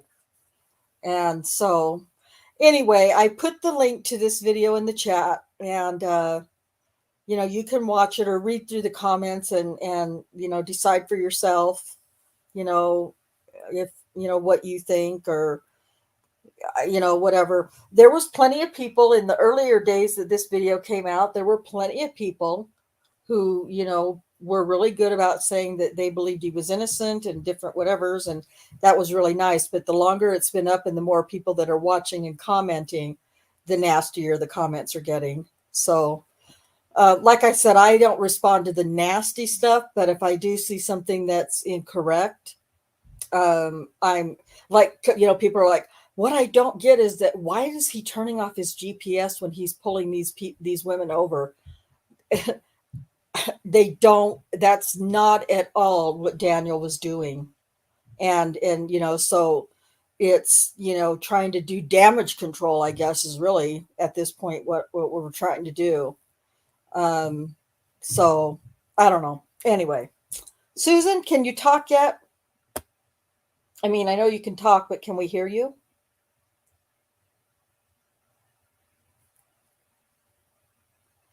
She's not even going to unmute. Like it broke. Something broke. Something broke. Oh, she's unmuted, but we couldn't hear you. Sorry, sis. Well, anyway, Jack has eaten. However, I have not. So I think that we got the most important thing that we needed to cover tonight was that affidavit. And so I'll try to put that, when I get done with this and after I get something to eat, I'll put I think I can put the link to the affidavit in the description. And then you guys can, go back and read it if you want to, and highlight things if you want to, and question marks next to whatever. But it was definitely an interesting affidavit, and so much information. I mean, so much more information than I expected, and I know that's not even the half of what's to come. So I would ask Susan if she has anything she'd like to say before we check out of here, but I don't want to torture her. Alice, do you have anything you'd like to finish up with? No, just thank you for having me. Excuse me. Thank you for having me on. It's been a great chat as always. and just do the YouTubey things and help Rhonda out. Like, share, subscribe, and talk to your friends. Tell them about the channel. Thank you. Thank you. Jack, my brother.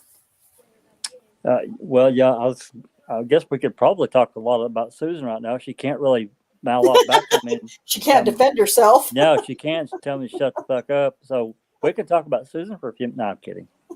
We love you, sis. She could chat furiously. Yeah, she can chat. She's going to town in the private chat over here. I think this is going to be a really interesting time frame here in the next month or two to see what gets presented, from his side, this Bryan guy, and from his defense, and what the state, what else is going to come out, because I feel certain more information is going to come out here in the next, hopefully, short while, to give us a better direction. Again, we really should consider this guy innocent in the eyes of the law. He's not been proven guilty, even though the implication from the affidavit is that he left DNA at the scene. So, yeah. Anyway, with that said, we'll see what happens. Yes, we will. Thank you, Jack. Yep. Cherie. Oh, I was thankful that you read it for us and discussed, because I don't know a lot about it. So, and I didn't have a chance to read the affidavit or the probable cause affidavit yet either. So it was illuminating. Yeah, for sure. Thank you. Oh, you're welcome. Yeah, you're welcome. I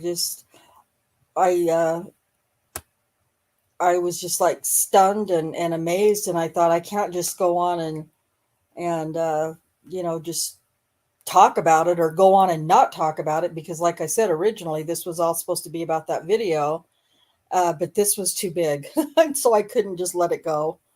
So yeah, I was happy to do it. And anyway, so we have I'm not even going to try to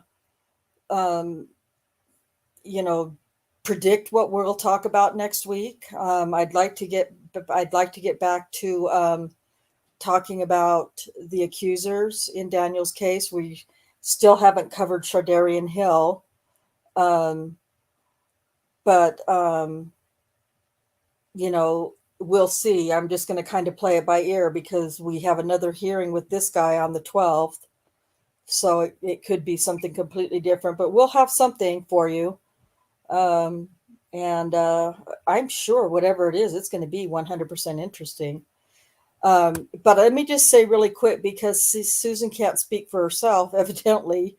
She's told us in the private chat, when Stephen was charged with murder, the affidavit was pretty damning. Yeah.